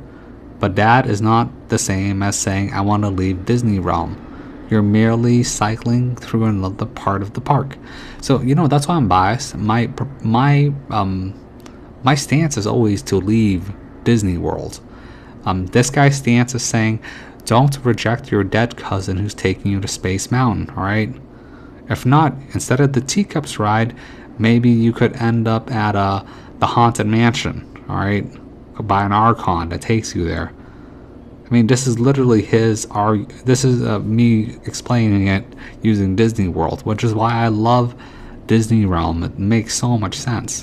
When you reject going to higher astral realms, when you reject even your loved ones who are trying to help you and meet you, okay, but the problem is, what if, like the people on my channel, what if your family were bad, or you didn't like your family, or they're mean to you?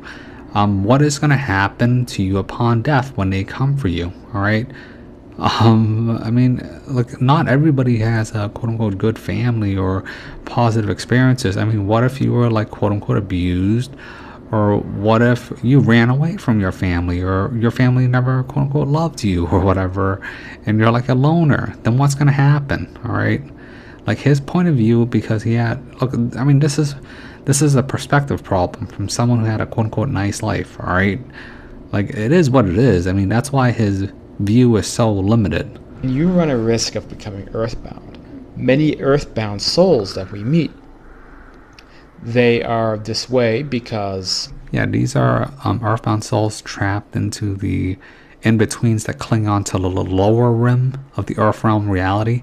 It's depicted a little bit in the movie Soul, but it's depicted a lot in the book Robin Monroe, Far Journeys at the End, with these earthbound souls, or souls who have attachments, or they basically haunt on another frequency layer of reality, and then they become disembodied spirits, or they just sit out in between, like forever, until the angels of the abyss come for them.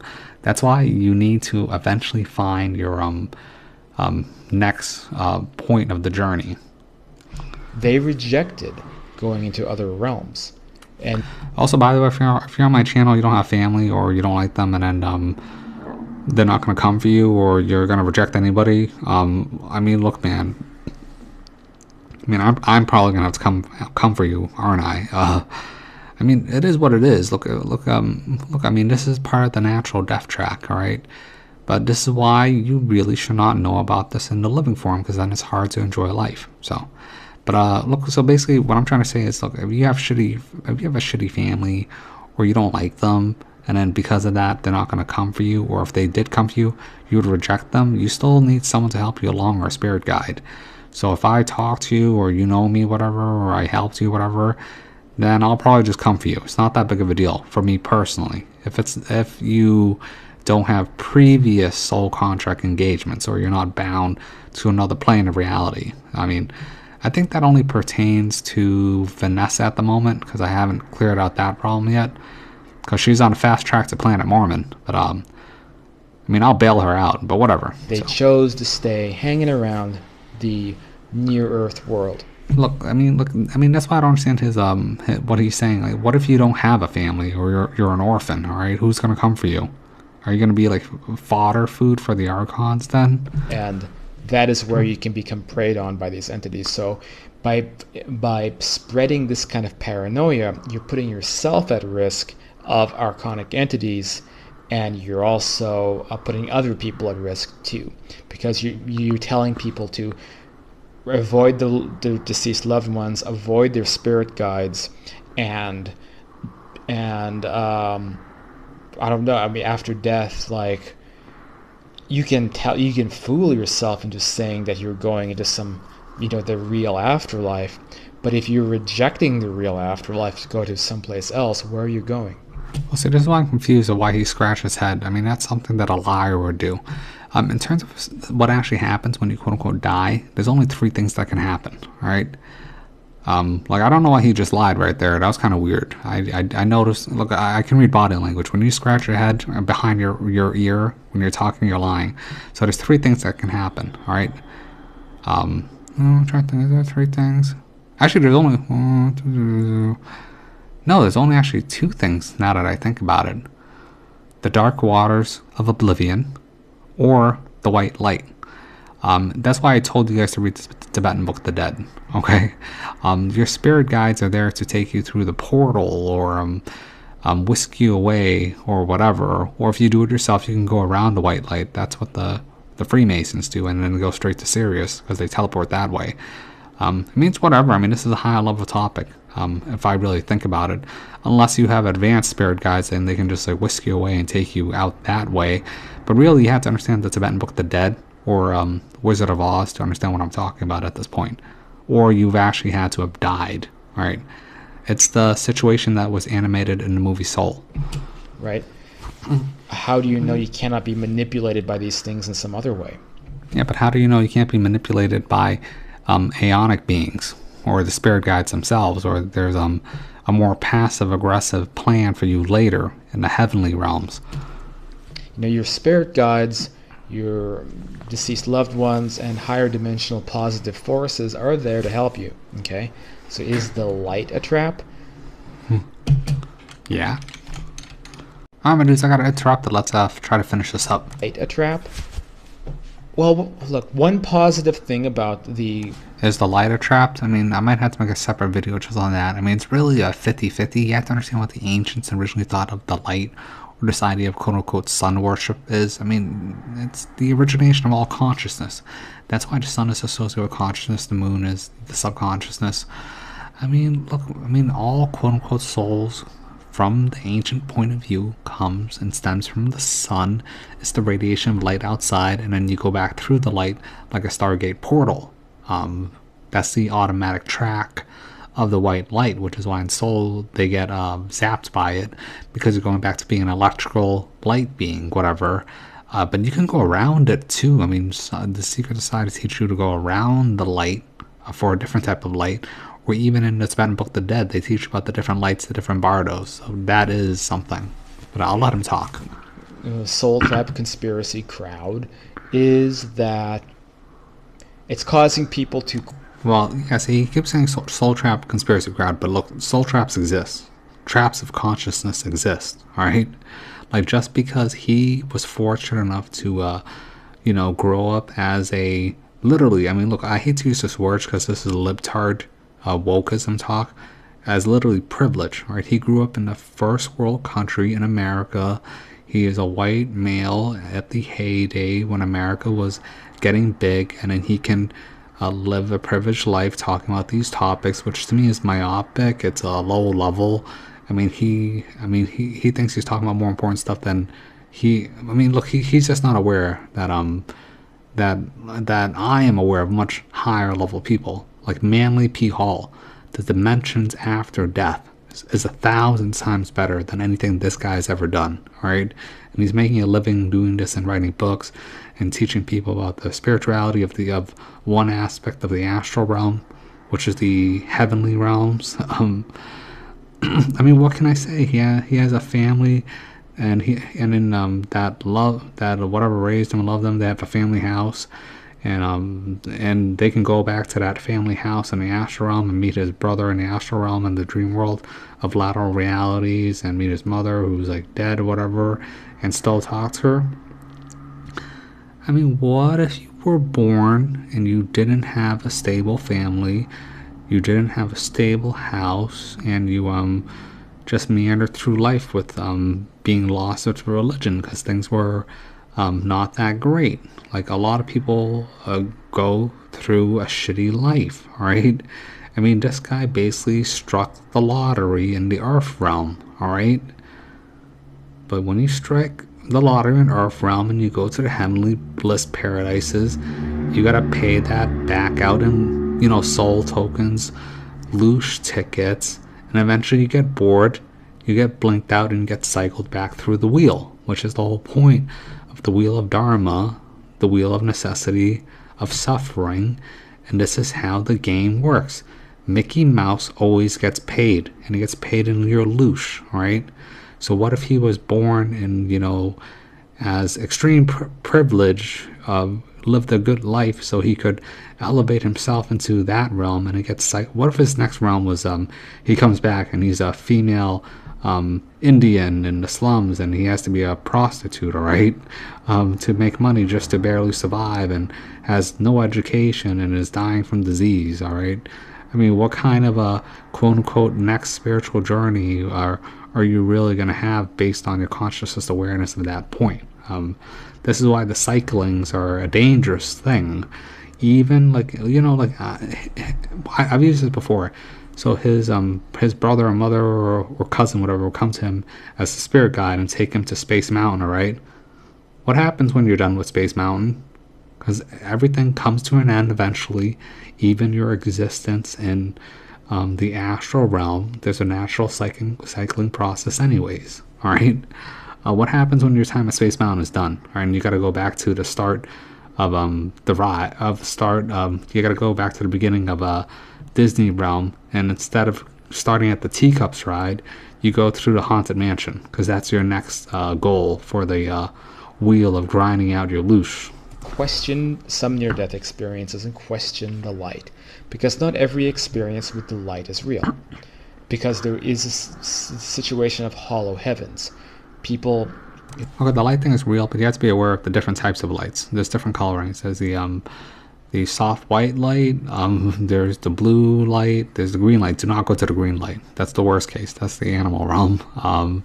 There's the golden light, the sapphire light. Tibetan Book of the Dead breaks down the lights very well. So, but the lights is a feeling of, and then that feeling takes you to the general feeling of that realm. So, like the soft blue light would be the demigod's realm, I believe, and the soft white light is the human realm, because it feels like a feminine love, which is the female birthing process where you come back and cycle back out through the womb anyways. That's the natural automatic setting. Who are like devoutly Christian, they are greeted by a light, and then there's Jesus and God with a beard, and it's BS, because there is no God with a white beard. So some entity... Okay, so that is true. Is impersonating God with a white beard who's surrounded by light, or is the light. Could this be a negative arcanic force? The answer is yes. Yes. See? Yes. Because somebody created... even though I shit on this guy, he does, he is aware to a point where, it's constructive for me to talk about certain things. So that is true. What he just said is true. That's obvious, though. Created a paranoid bubble known as fundamentalist Christianity, Catholicism or what have you. So now they're going into this little demi-plane of existence where, yes, some entity, maybe not the same kind of thing I battled, but maybe some kind of archonic entity is pretending to be a god so that it can siphon. Well, see, this is the problem. It keeps using the word archonic entity. The thing that would do this would be probably an aeonic entity. Feed off of all of the followers who would then begin worshipping it. Very possible. Yeah. So are you a fundamentalist Christian who believes that watching Harry Potter is going to make you go to hell? Watching Harry Potter is not going to make you go to hell. I mean, Dobby did nothing wrong. Then you are at risk of possibly becoming a victim of a negative archonic entity.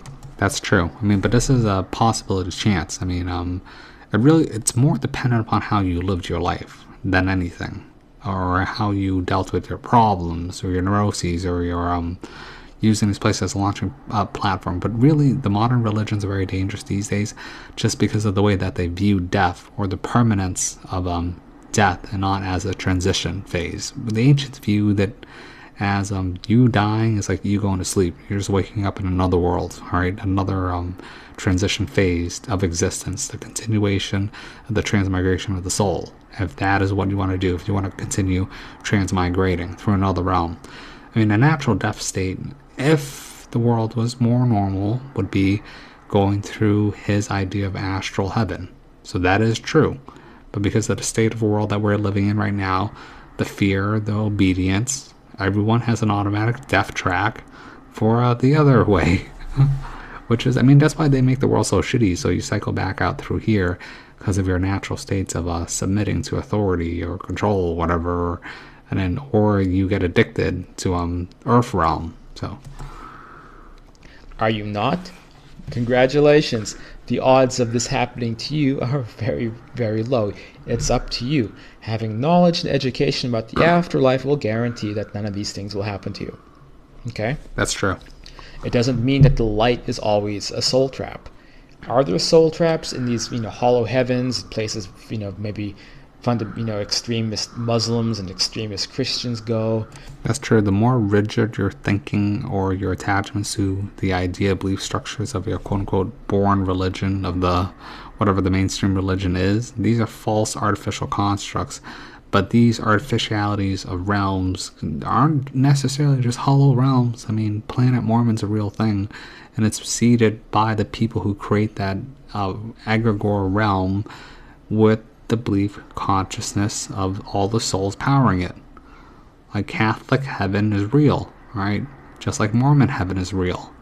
But the different phasing of the realm is dependent upon how much belief there is in it. But even that, I mean, he's referencing the alterations. His heaven, the astral heaven from his point of view, is the alterations of the next stage of the game, which is basically like Earth right now, except you can teleport, you're telepathic, and you have an expanded awareness consciousness. But you don't have the exact same physical pleasures. Like eating isn't as good, sex isn't as good. You're basically climbing up one chakra wheel into the heavenly realms. I mean, just imagine the movie Bliss. But I mean, that's why, talking about these realms things is kind of annoying for me personally, just because I don't even want to continue Disney realm. I want to get out of the park. Or people who are earthbound and filled with negative energy, and who are who are hanging around this world and paranoid and scared. All these situations, yes. But for the vast majority of us, at least a large majority of us, these are not things that are going to affect us. And if you... Yeah, just so you know that a normie has a better chance of making it to heaven than a schizo-paranoid truther who sees the realm reality as all hell. Like, what I call hell, what I call blood-tinted glasses is a very dangerous thing, or this idea of the truthers, agent smithing other people to impose their version of reality of hell and everything is sinister is a dangerous thing to do, because that'll reflect back upon you when you quote-unquote have to go to the next stage of life, right? I mean, that way of thinking will throw you more likely either it'll probably throw you into a demigod's realm, so... believe that your deceased loved ones and that the afterlife as is experienced by astral projectors and many near-death experiencers and the information that comes through, if you believe all of it's an illusion, then you are actually putting yourself at risk of these same entities. Okay? Do you see how that works? So you are, in a way, by resisting this thing so much, you're making it persist. And I think it's a real threat. So if you want to keep up this paranoia that if I talk about meeting my deceased parents, and you want to go into comments and tell me that my deceased parents are an illusion set up by the Archons. I mean, I wouldn't say that they're an illusion set up by the Archons. I would say that they are an illusion set up by Mickey Mouse. I mean, that's a much more dangerous thing, because that is attachment. Let's get that clear. That is literally the definition of attachment. You're supposed to say, this is the big problem that people have. They can't let go of attachment. Like, you're supposed to cherish and remember your experiences with your mother or your father if you like them, or your friends and family if you like them, because they're their own spiritual beings, have their own spiritual journey. They agreed to come into Disney realm through the rings of the ride of the soul contract. And some people want to stay in Disney realm forever and become a cast member. And some people, they want to enjoy it and bounce. Or some people just forget how to leave, and then reality gets shifted out the way that it does. And then things eventually degrade, or Disney realm expands. Frankly, you have no purpose on this channel, because you're just spreading paranoia and fear. And if there are, and I think there are these entities. Okay, yeah, so I mean, what he is saying is true. You don't belong on his channel because, look, I'm going to simplify what his entire channel is about. It is basically those of us, I mean, which is pretty much all of us, those of us in the human realm having an easy track into the God's realm, which is the heavenly realms. I mean, this is the natural astral realm. So he would take you from here to here. Alright, but I mean, that is a lot of things can happen in between, and really depends on your life, that what you lived, what you believe in, whether or not you have neuroses, whether or not you did the things that you're supposed to do, if you did any cardinal sins, if I mean, a lot of things could happen. If you had any previous engagements, if you get tricked by archons or aeons, get you tricked to cycle back straight in. Like, you can literally miss the physical manifestation point and then get looped this way. But be aware that even if this guy is taking you from the heavenly realms here into from the human realms here into heavenly realms, look at the way that the wheel spins. Alright, this is the Milky Way galaxy. It spins, it spins. The only way out is through the middle, which is where, I mean, that's like the center anyways, and then you bounce out. I mean, really, there's supposed to be an image of Buddha here outside of this this trap of Mickey Mouse. But I mean, look, from his point of view, this guy is a new ager. He's doing the right thing. He's telling everybody, hey everybody, let's go to Space Mountain. Okay, we're getting off the teacups ride. Everybody loves Space Mountain. So I mean, it's whatever. I mean, that's why it's stupid to me. Alright, dudes, I'm getting pretty goddamn pissed. Alright, I've gotten interrupted like 3 times. Like, why am I getting Agent Smith? Like, my sister keeps coming out of her room to go to the bathroom, and it destroys this whatever. It's like 6:23 a.m. Everyone should be asleep. Alright, like this happens when I talk about topics that I shouldn't. So then Mickey Mouse, Agent Smith's people around me, whatever. Look, let's just try to finish this up. This is annoying the shit out of me. Alright. Getting paranoia and fear, and if there are, and I think there are these entities, negative entities. 100% these entities exist, alright? Just like the Aeons exist, the angels. All you're doing. Look, I mean, look, really, look, just think of it this way, alright? The negative, was it negative? Actually, technically speaking, if you want to talk about technicalities, now I really shouldn't use negative or positive. Look, the masculine aspects are the demons. The feminine aspects are the angels. Alright, these things exist. Whatever. Doing is you're just helping them, okay? Because they use that paranoia to be able to do these types of things, and anybody. Yeah, that's using trick by fear, but you can also be tricked by love. Imagine I'm an Aeon or an angel, right? And I'm like, Oh, don't you want to go meet Grandma? Then just follow me.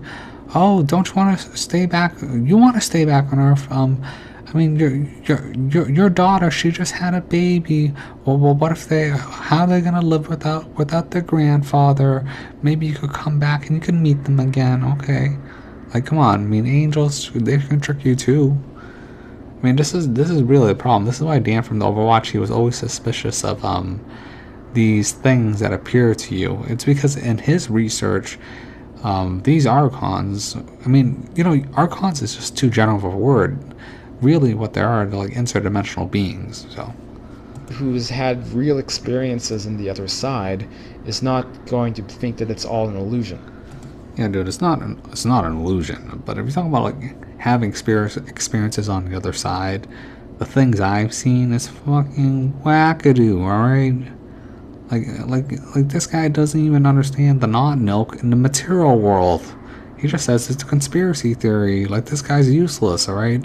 What happens when you meet the not milk, big boys, like in Robin Monroe? Like, he meets these louche super beings that extract out louche energy by quota mandate by worlds and feed off souls just by the spectrum band wave of their emotional energy that vibrates out and creates separate reality bubbles even in the heavenly realms to extract different gradations of louche, because it's a continuation farm game, whether it's the human realm or the astral realm. But even this is like too high level of a topic for anyone to really understand.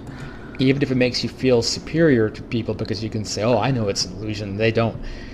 Yeah, I mean, look, yeah, he's getting pissed off. He's getting triggered right here. This is pretty funny because he does have he comes off as superior because just because he's had these experiences. It's normal. If you've had these experiences, you have a natural superiority complex, you're better than other people, and then he wants to talk high and mighty about what happens to you in the afterlife. I mean, he created like a career or business of the afterlife topics, but this is merely one aspect, and you're still stuck upon the wheel. You need to snap out of it, or I don't want to talk to you about it because it's Yeah, I mean, look, I mean, he's right though. I mean, he wouldn't want to talk to you about it because anything that challenges his smaller viewpoint would hurt him or his worldview. Because I mean, really, what you're doing is you're hurting grieving people. You're telling them that their experiences that are completely real are not real. See, this is the problem. Grieving people or people who are in sadness after death. Look, man, the ancients were right, all right? You should view death as a happy experience, as a transition phase. The fact that you feel sadness is the problem, or grieving people. I mean, this is a cultural phenomenon created by the system to control the cyclings after death. I mean, this is a problem in itself. Like, why are you grieving? All right, like I'd be dancing up and down. Yay, you escaped Earth. You escaped this shitty limbo hell realm. Yay! I'd be dancing and jumping up and down for you. All right, like Mickey won't let me leave. He won't let me leave easy. But if one of you guys bounce, I'd be like, hell yeah. Because it's archons. Snap the F-U-C-K out of it, and I can't say what I want to say because YouTube censors videos now. But you need to snap. You know what? Okay, I don't care. I'm gonna go ahead and sacrifice the 55 cents that I would normally make from this video, and curse and say, snap the fuck out of it. Okay, this paranoia is not serving you or anybody. You're spreading fear. You're spreading hopelessness, and you're ignorant about the nature of the other side. Okay, well, first of all, that paranoia can serve you to an extent as long as you're aware of the facts. So in terms of him saying it's ignorant, I mean, this guy's ignorant, all right? Look, I'm going to say it right away. You want to know what to do? Tibetan Book of the Dead. Emerald Tablets of Thoth, Egyptian Book of the Dead.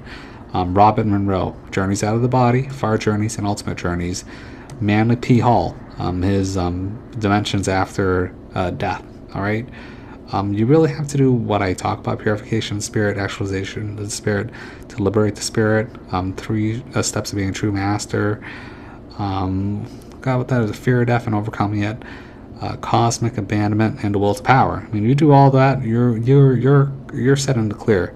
so you can control where you're going afterwards, even post heavenly astral realms, when you have to cycle back through the wheel again if you want to keep continuing, or controlling your incarnations post multiple incarnations. I mean, this is a highly kept regarded secret by the secret societies. I mean, that's why they go through this training. I mean, eventually, from their point of view, they want to become a perfected light being and go into the center of the universe and chill out with what's my boy Jabulon? Let's see. Yeah, chill out with Jabulon in the center of the Milky Way galaxy. Yay! Hey, become a perfected light being. We're gonna keep cycling until we get to the center. Yay! I mean, but really, you can bridge out the center through the human realm, just bounce out whenever. I mean, whatever. I mean, but his point of view, look, like, you have no idea how frustrating it is for me to him to say that once you leave the human realm and you stay in God's realm forever, when this is not true, because the way the time works. I mean, time in the other realms, and even Robin Monroe talks about it. He said because he scientifically documented in the lab, the time dilation effect. Like 40 minutes could be like 8 months here.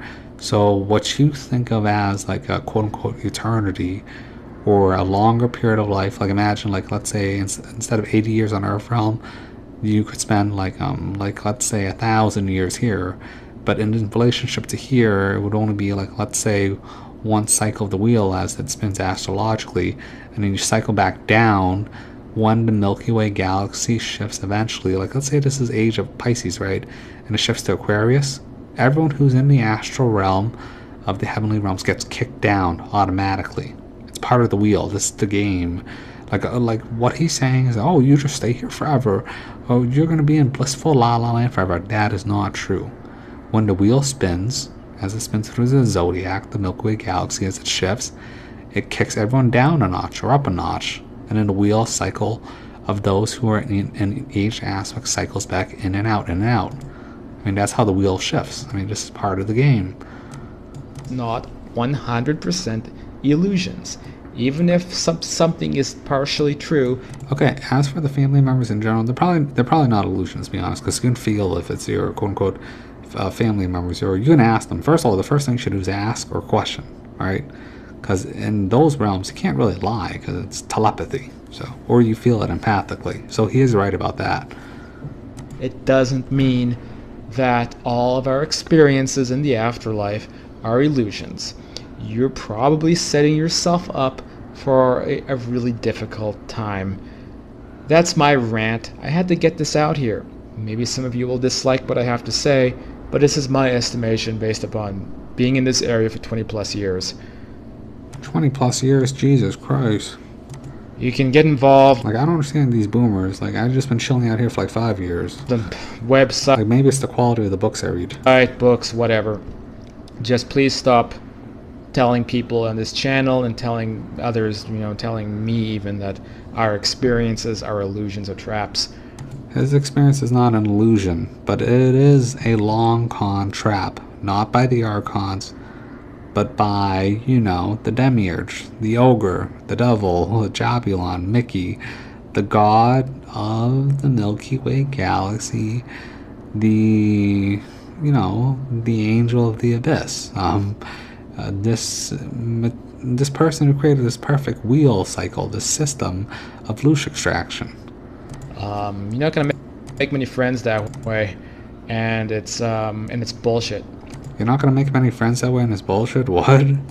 So that's it for this video. See you guys next time.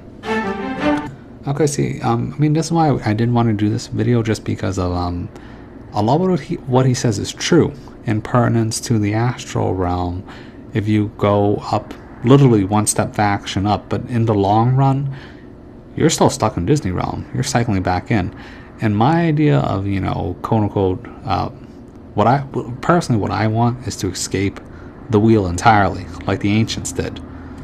Alright, so that I'm gonna probably have to end this, and then let's see. I'm gonna probably summarize quickly about Dan from the Overwatch, because Dan from the Overwatch, this is 1 year later, and he freaks out on the New Ages. He's like, I'm not falling for it. Alright, so we'll be right back. Alright, but just whatever. We're running out of time, so I'm gonna blast through a Dan from the Overwatch. Hello, everybody. Welcome back to. And This podcast is going to be about, well, I'm going to talk about not only how people behave in the physical life here, but how that unquestioning compliance that people seem to have apparently also follows them into the afterlife. Okay, that is 100% true. People are genetically engineered, even on the psyche level or the conscious level, to obey orders, respect authorities, and trust the experts. Like even the guy before, he's a quote unquote these new age guru, like experts on the afterlife, what happens, how to get the astral realms, whatever. I mean, he's a quote unquote expert, so people will go to him for like he's an authority figure. I mean, this is the problem with addressing authority figures. I mean, that's why my channel specifically, I want to chill out and be a chill, meme guy, jokey guy, and this is why it's a book club, because I want you to read the books yourself or do your own research so you can level up yourself. And if you hear what I'm saying, then you quote unquote level up, because I'm giving you cheat codes. But you should always question or take everything with a grain of salt, and use whatever discernment you got. Certainly don't plan to behave that way when my time here is done and I pass on to the afterlife. But yeah, so he's basically saying that the whole question of how people act like sheep is very pertinent to his situation. So alright, cool, whatever. I got interrupted again, but I'm trying to finish this up. I was literally about to cancel the show. So I have studied many thousands by now near death. You can call them temporary clinical death experiences where people have out of body transition temporarily to the afterlife. Oh wait, actually I gotta check the sound quality real quick. Hold on. I mean, just whatever. We're running out of time, so I'm gonna blast. To the afterlife. Okay, that is 100. Trust the experts. Like even the guy before. Alright, whatever. Okay, whatever. We're gonna have to deal with it. I've also read many books about people that can control it and have out of body experiences, but a lot of really valuable data comes from the near-death experience, especially veridic ones or verifiable. Yeah, see, this is why Dan from the Overwatch is clearly superior to the guy before, because he's done a lot of research. He's gone through thousands. He's even gone through that database which catalogs all the near-death experiences of people who can type in their own near-death experiences, clinical death, brain death, or read books. I mean, look, Dan from the Overwatch, he's like a private investigator for what near-death experiences. And look, I would rather trust someone like Dan who's gone through like hundreds or thousands of experiences, and it actually correlates to even Robert Monroe, where they find that there's this edge, this etheric barrier, this wall, this barrier for this quote-unquote earth realm, the bubble, and then when you project yourself out, you're doing something else. So to get through the bubble by basically teleporting or whatever. But this is why everyone's always respected Dan, just because he does his research and does it very thoroughly. Like, I'm not going to trust some guy that just says he has his own experiences when someone else is researched like a shit ton. It's like Manly P. Hall, The Dimensions After Death, that lecture by Manly P. Hall. He went through like every single culture of what their interpretations of death is, and even the Rosicrucians, the Sumerians, Phoenicians, Native Americans, Greeks, Egyptians, Tibetans. I mean, like how can I argue against all of humanity versus the word of one person? All right, like this is the problem with the New Agers. They're actually so to them, they just say you can do anything with imagination without respecting any of the rules or how the game is structured or how Disney Realm is played out in a certain way. It's called the game of Dharma, in my words, for a reason. So, like a lot of people, just because they make it into the quote-unquote astral heaven, they think they've made it and then they're there forever.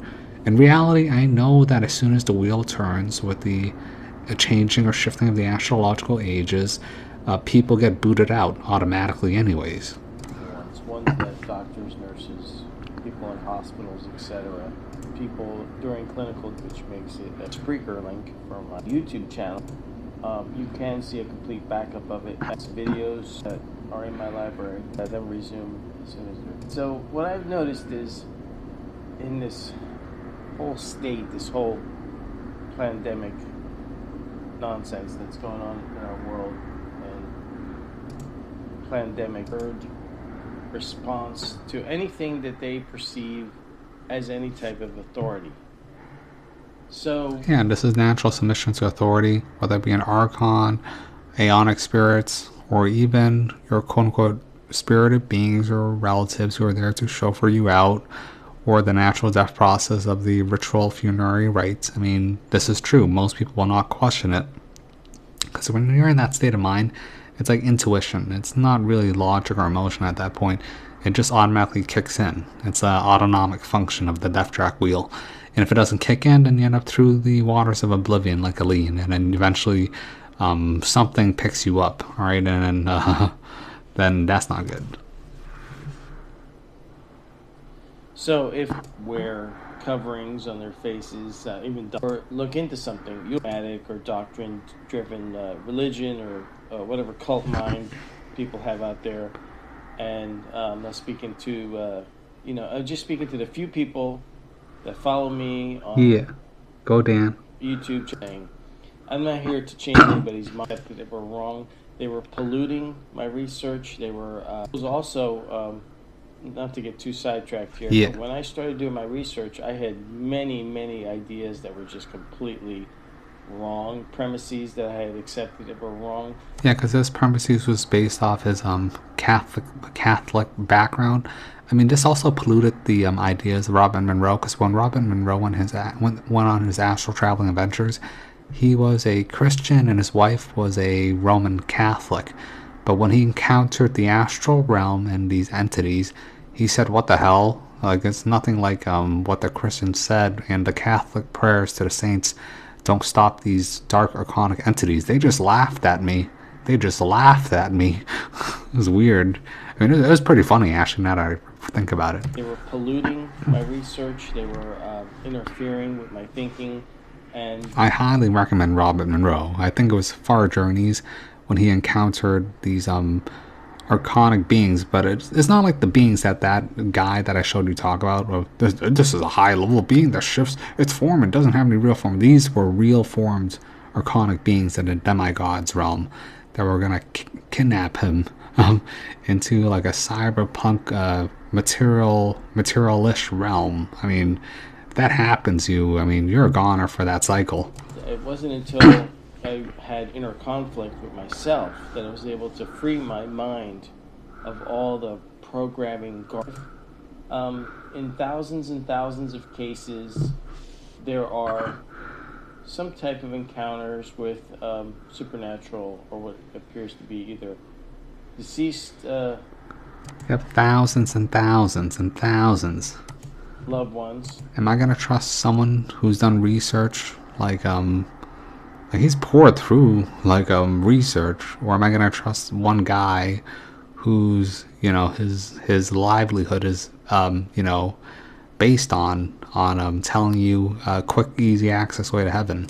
Which may be, I think they are the deceased loved ones, but don't. Oh, they are. I'm not gonna deny that, because that's why Afterlife Talk is what he said is true. That they are your deceased loved ones, but I mean that doesn't mean that it's good what they're doing. Like basically the argument of Dan from the Watch Channel saying that he says he's not gonna listen to nobody. If I'm dead and nothing can hurt me and I'm just will consciousness, then I'm just gonna go and explore the universe. All right, no one's taking me and telling me what to do. No one's taking me to hell or heaven or whatever. I'm just gonna do what I want to do. Forget if people die and they have crazy ideas, crazy beliefs. I don't think that these crazy ideas or crazy beliefs simply go away because they don't go away. The person's dead. You need to actually relinquish it, or clear out your neuroses to fully expunge it. That's the point of clearing out your neuroses. The physical body's dead. This trash that people have in their minds, when their minds leave their physical brains and they carry on their consciousness into the afterlife, follows them into the afterlife. Yeah, that's true. I mean, that's why for all the Christians that are on my channel, I mean, look, chug a beer right now. This is why I recommended the book Jesus and the Lost Goddess. there's obviously good and evil in this world, and there's good and evil in the afterlife world also. Yeah, good and evil in this world. Good and evil duality exists because that's how the look at the battery, right? Plus and a negative. Angels and demons, aeons and archons, male and female, red and blue. And the problem is that people die, and I was just listening to an interview, a few weeks ago, of an interview with a near-death experiencer, and it's the same exact thing I've heard thousands of times. So when they transition into the afterlife, at first they might stick around for a little while on the earth plane. Yeah, they're because yeah, I mean, they hang around the earth plane because, you don't really leave. I mean, this is why, okay, like, this is what Asians do. Like, that's why you'll read, as a death doula, you'll perform the funerary rites, and you'll, like, read the Tibetan Book of the Dead on the bedside of someone who's died for, like, 3 days, because their soul lingers for about a week to, like, 10 days anyways. So you're supposed to read the Tibetan Book of the Dead so that they don't have fear and they can move on and transition through the bardos that way, because they're hearing someone speak to their dead body, which they linger around, because that's basically their anchor until they can move on completely and disassociate with their their mortal coil. So this is actually true, because Dan's done a lot of research here, and they observe what's going on in their hospital room, maybe what's going on in the waiting room, maybe they think about their home. Yeah, because they separate out into the magical etheric body. I mean, this is what happens when you Tibetan Book of the Dead. It's the red and it's the ruby and the sapphire escaping through the heart, the green chakra, the emerald, and then it jumps out straight through the pineal where it enters to the crown, and then thus you get like zapped out, tracked and beamed out of your magical etheric body, and that's the disassociation. And now it's a matter whether or not the cord linking between your material physical form, magical etheric body, your soul form, deteriorates, because there's a time period window where you can actually force your body to reanimate itself and continue living. That's what you really want. But this is a natural process. And then they because travel in the afterlife is at the speed of thought. You think about where you want to be, and then you can be teleported there instantaneously. Yeah, that's if you know where you're going. I mean, that's why reading the Tibetan Book of the Dead is good, because it tells you which bardos, by coloring and feeling of lights, tells you where to go. Or if you get stuck in the waters of oblivion, of the in-between, you need to calm down and not let your emotions get to you, or the way you feel, because it'll attract certain entities or certain lights or portals to you. So they go into their house and they observe things there, and then sometimes either a light will show up or a voice. Yeah, light is either the white light or it's a bardo, a stargate to another realm. Voice or something will pull them away, and they respond to that request or instruction, and then they get whisked off into a higher plane or a higher astral plane, maybe the medium astral or something like that. In this other dimension or other place where they get transported away from the earth plane, they may have a voice guiding them, or they might have an actual projection of a being. Could be an angel, a spirit guide. Sometimes it's the Jesus or a Buddha or whatever it is that they're most likely to respond to. Yeah, that's actually true. You actually should be careful when it comes to these quote-unquote savior figures of mainstream religions, because that's the easiest way to grab you.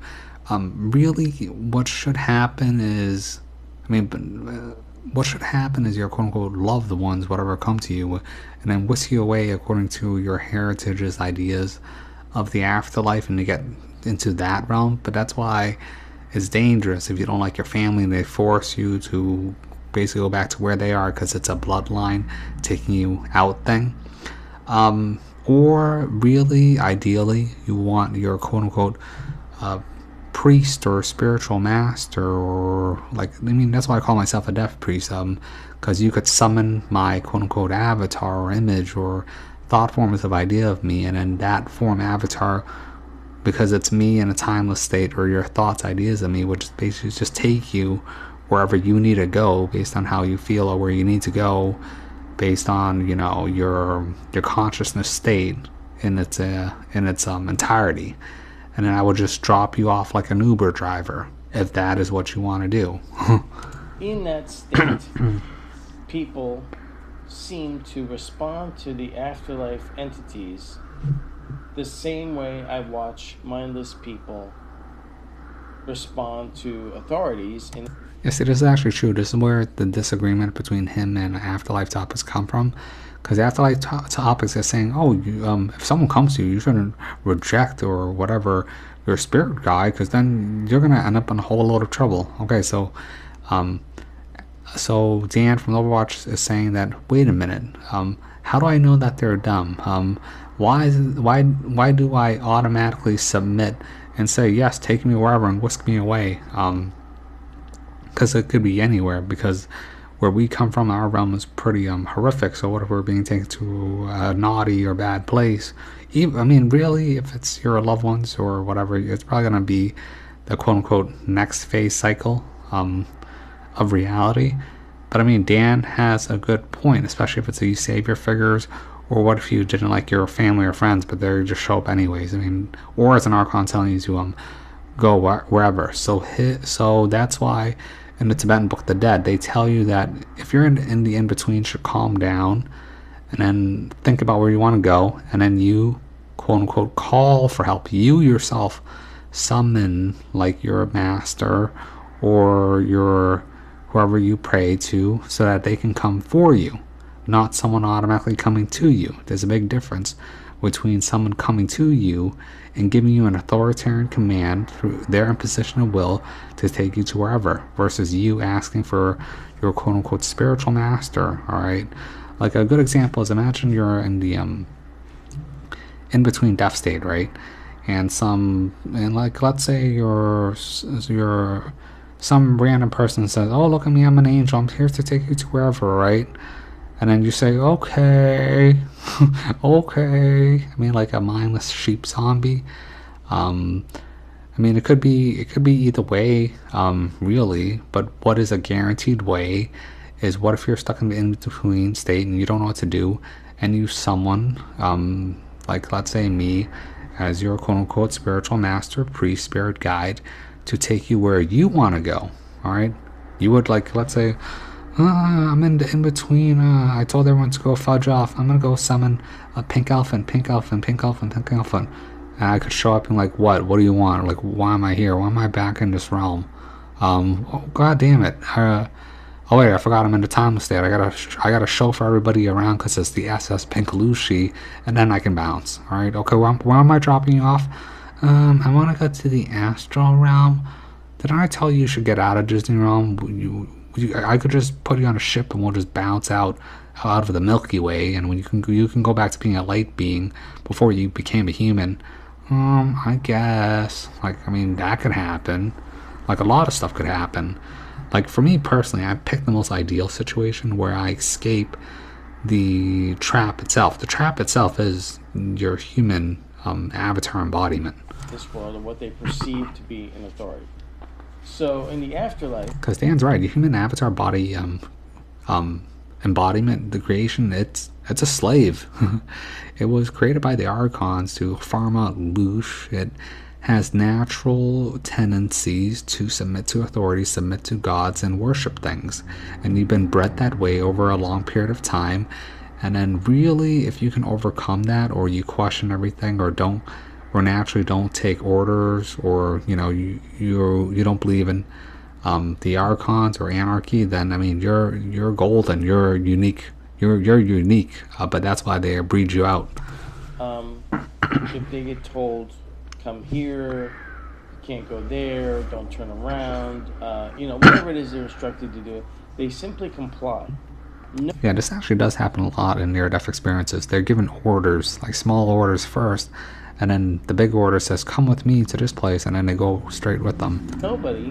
I've never read a case, and unless it happens to me, I'll be the first, I think. I've never come across a case where anybody stops for a moment and looks at their spirit guide or whoever it is talking to them in whatever fashion that they happen to be communicating, and says, stops and says, hey, who the fuck are you? Who the hell are you to tell me where to go? You're allowed to ask questions, but this is suspicious that Dan has read hundreds of cases and not one case has ever showed anybody asking the question of who are you. This is because when you're in your natural state, your intuitive form, you're broken back into your autonomic functioning of the human mental mind, which is submissive to authority. It is a slave by its creators, the ascended light being gods, to manifest and have an experience in its physical form, to farm out the Lush Gold, whatever, as mentioned by Robert Monroe. So he is right in this. So I spent an entire lifetime on the earth plane, being ruled over by an organized criminal operation, aka government, being forced to pay fees, taxes for my earnings that I have to spend time and effort making. So you get robbed here, you get told what to do, you get... I mean, this was talked about earlier by Matt, where he says, wait a minute, if Jesus show up, Matt would say, wait a minute, Jesus, I just spent a whole time on Earth where everything was lies and deceptions. You could be alive. We're just going to set it out here for 1,000 years, all right? We're in a timeless state. How about we set it out for 1,000 years, all right? But while I make a decision whether or not I want to go with you. Even Matt asked the same question that Dan did after going through Dan's works. So, I mean, I do agree with Dan on this one. Told how fast you can drive. I mean, it's because Dan's aware of reality. The other person, he's living in his own goddamn la-la land, all right? You can, where you can go, where you can't go, what you can know, what you can't know, what official news is, what alternative media is, you're a complete free agent. You don't need, you can probably change your appearance. People transition into the afterlife generally become a young, perfected version of themselves. Yeah, see, this is where Dan is very smart. He said, wait a minute, if I'm in this form, can't I just take any form, like in what dreams may come? Because the New Agers always say, I'm going to be my perfected true self and no disabilities in the youngest age, whatever. I mean, look, he's right. This is why I say don't manifest as your human form. Try to be a Legend of Zelda life fairy being. Even old people, they become visually the etheric body or the astral body. Yeah, the astral body, the magical etheric body. Will, once free of the physical decaying body, will restore itself to its most perfected, beautiful version in most cases after you transition to the afterlife. That's what a lot of near-death or afterlife regression has. There's a lot of books on this stuff. You can read about it for years. But anyway. Yeah, that is the default setting. Like that girl I probably won't get her today, she says the same thing as the natural default setting.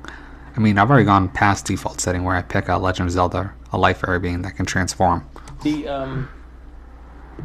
The thing is that at this point you couldn't be possibly more free. You don't need resources from others to survive. Yeah, you're free. You're just information. I mean, you're an Inforg, a light being at this point. So why do you even care about your perfected or maximum state of your human form? Or why do you care about what anybody tells you or takes you wherever?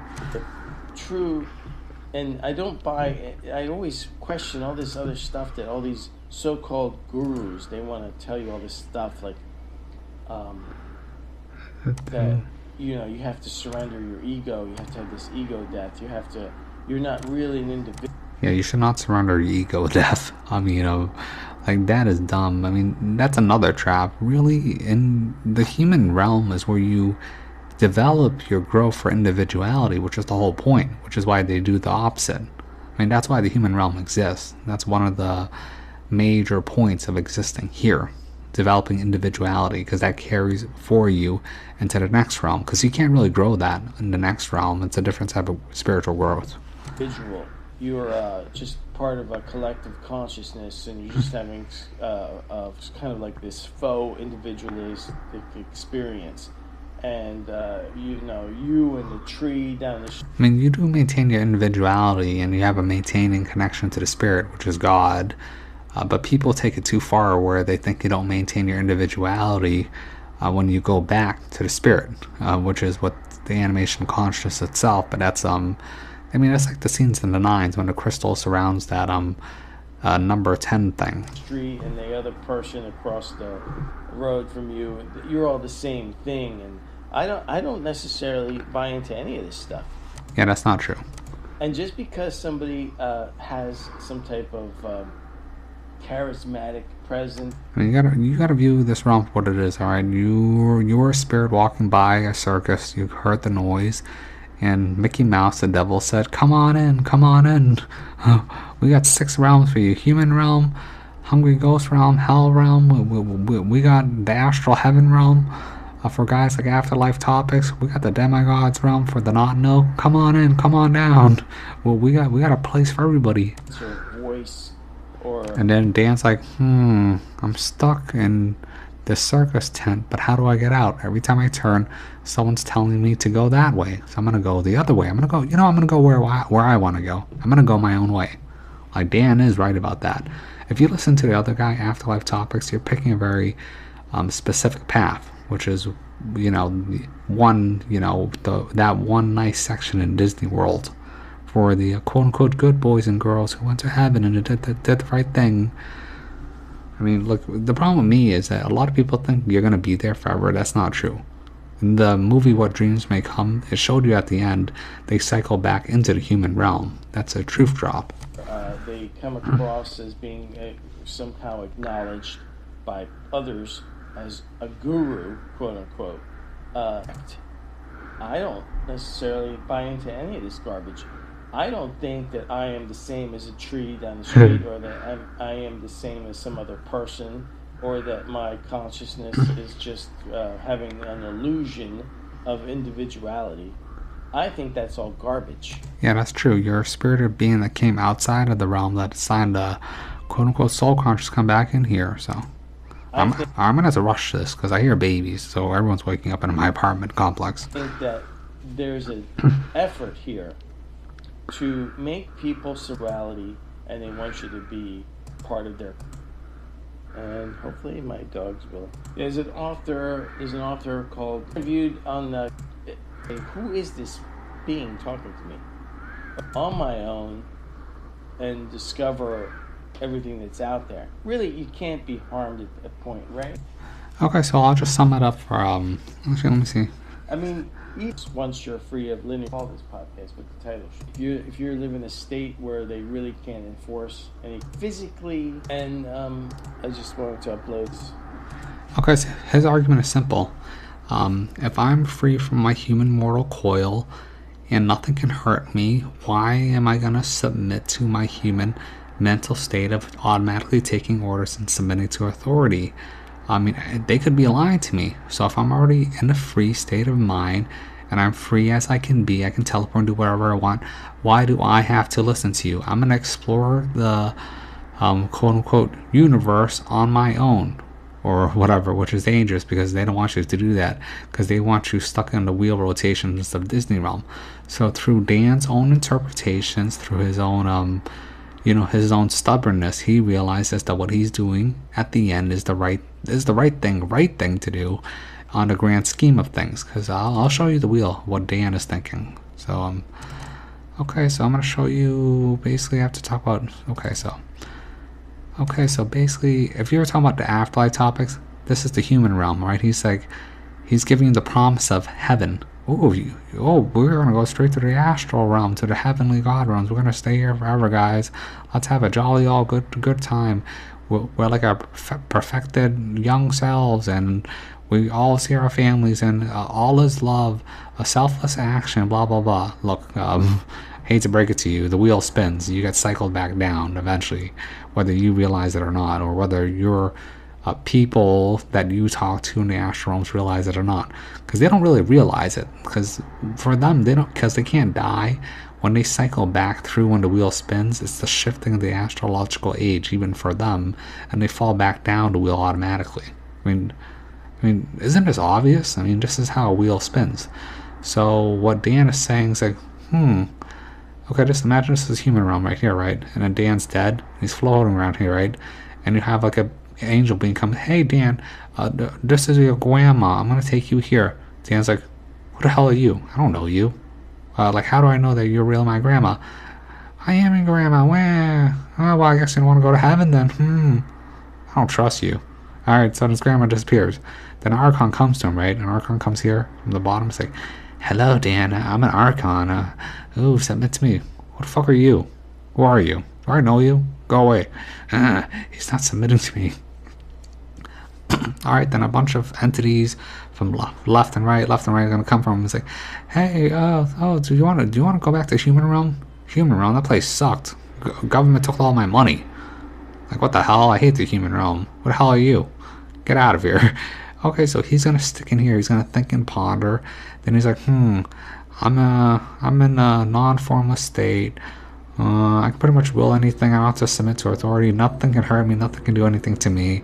I'm not listening to no spirit guides. All right, I'm gonna explore this wheel, not take orders from nobody until I get bored. And because I'm not listening, submitting to authority, and figuring out what I need to do to explore the infinite universe, I'm eventually going to cycle out through the middle or the human realm and bounce out automatically. Alright? And then Dan from the Overwatch channel, hilariously, even though he's turned to Baby Truther, he's probably going to make it. He's probably going to escape the Wheel of Dharma. It's pretty funny. But the other guy, the Afterlife Topics, he's going to be in the astral heavenly realms. They'll think that's eternity. The shifting of the astrological age happens. Like, it'll be like after the age of Aquarius, or it might actually be the age of Aquarius. He might only be there for like a short period. And then once it shifts out, this thing goes down, and then this age goes up, and then that's how the wheel shifts. The problem is that here, you have to remember, in the God's realm, you burn karma 1,000 times faster than you can earn it.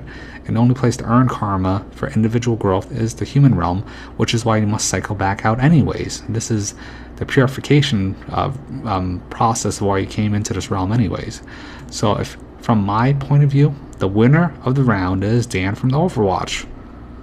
Not for even a good reason. His stubbornness is what will eventually carry him out of Disney realm. It's really funny. I mean, Dan doesn't even really understand the higher level stuff, but he's gonna make it just because of his stubbornness and his unwillingness to submit to authority or submit to peer pressure of, oh, all is love. Don't you want to have your experiences with your loved ones? It's like, no. Earth sucks. Everyone else is a sheep. They just submit to authority. And they all just want to be with each other in this weird communitarian collectivist idea. I'm an individual spirited being.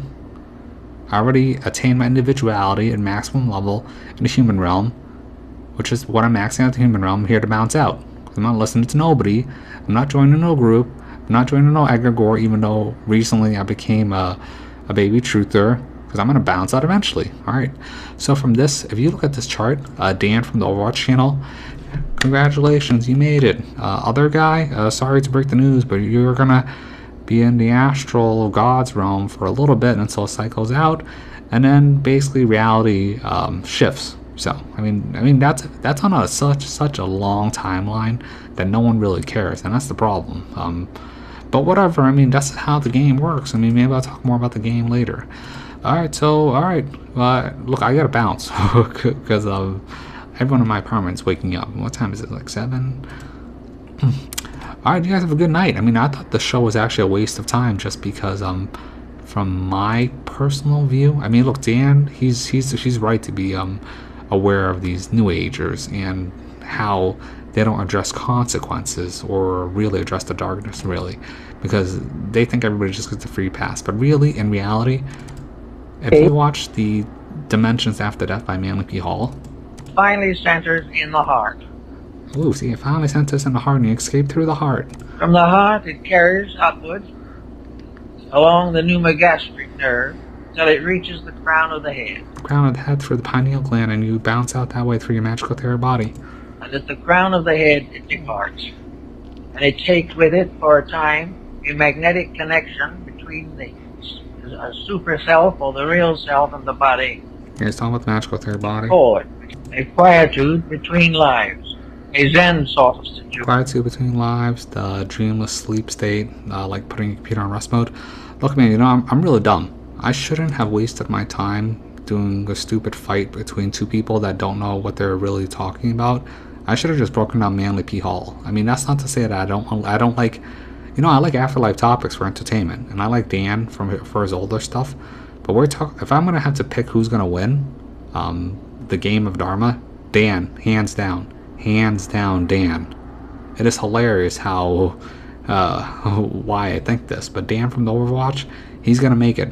The other guy, not so much. But really, look, I still have to break down this chick, but look, maybe I can break down her later, because she says what happens. Well, I'll play this a little bit. So one of my viewers, Leroy Musician, was asking, do we have a free will choice to escape the Matrix and the reincarnation when we die? Yes. I think it's a great topic, and to make it short and simple, yes, it is possible. It's possible, but it's easier said than done. So really, I could talk about this. Your free will choice to escape the Matrix, which is really everything I've been saying before. Purification of the spirit, actualization of the spirit, liberation of the spirit. It's simple steps. It's clarity your neuroses. Make sure you don't have any lingering contracts or agreements that you had before. Avoid the traps of the archons. I mean, really, Manly P. Hall. This is so good. I should have broken this down. But maybe later, when I get a chance, just because everyone's waking up, I can talk about this chick. Because she basically tells you the possibilities after death in a much better way than the other New Agey guy, Afterlife Topics guy talked about. Because I do like this chick. So. Hi. So one of my viewers, Leroy, affect you because your beliefs do not allow you to go there.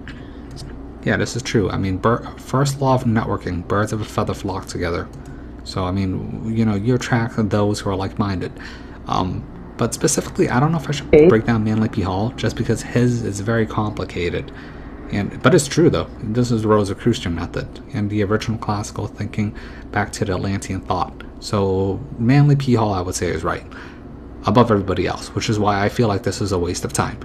Alright, but you guys let me know. But for me, you know, I really don't have a reference point just because I'm too far advanced. To me, it just really means nothing. This is more like a shit show, like a whatever. Alright, you guys have a good night. So I'll see you guys around later, probably next Saturday. When I do the 9s, I gotta do some personal requests for other people first. Alright, bye.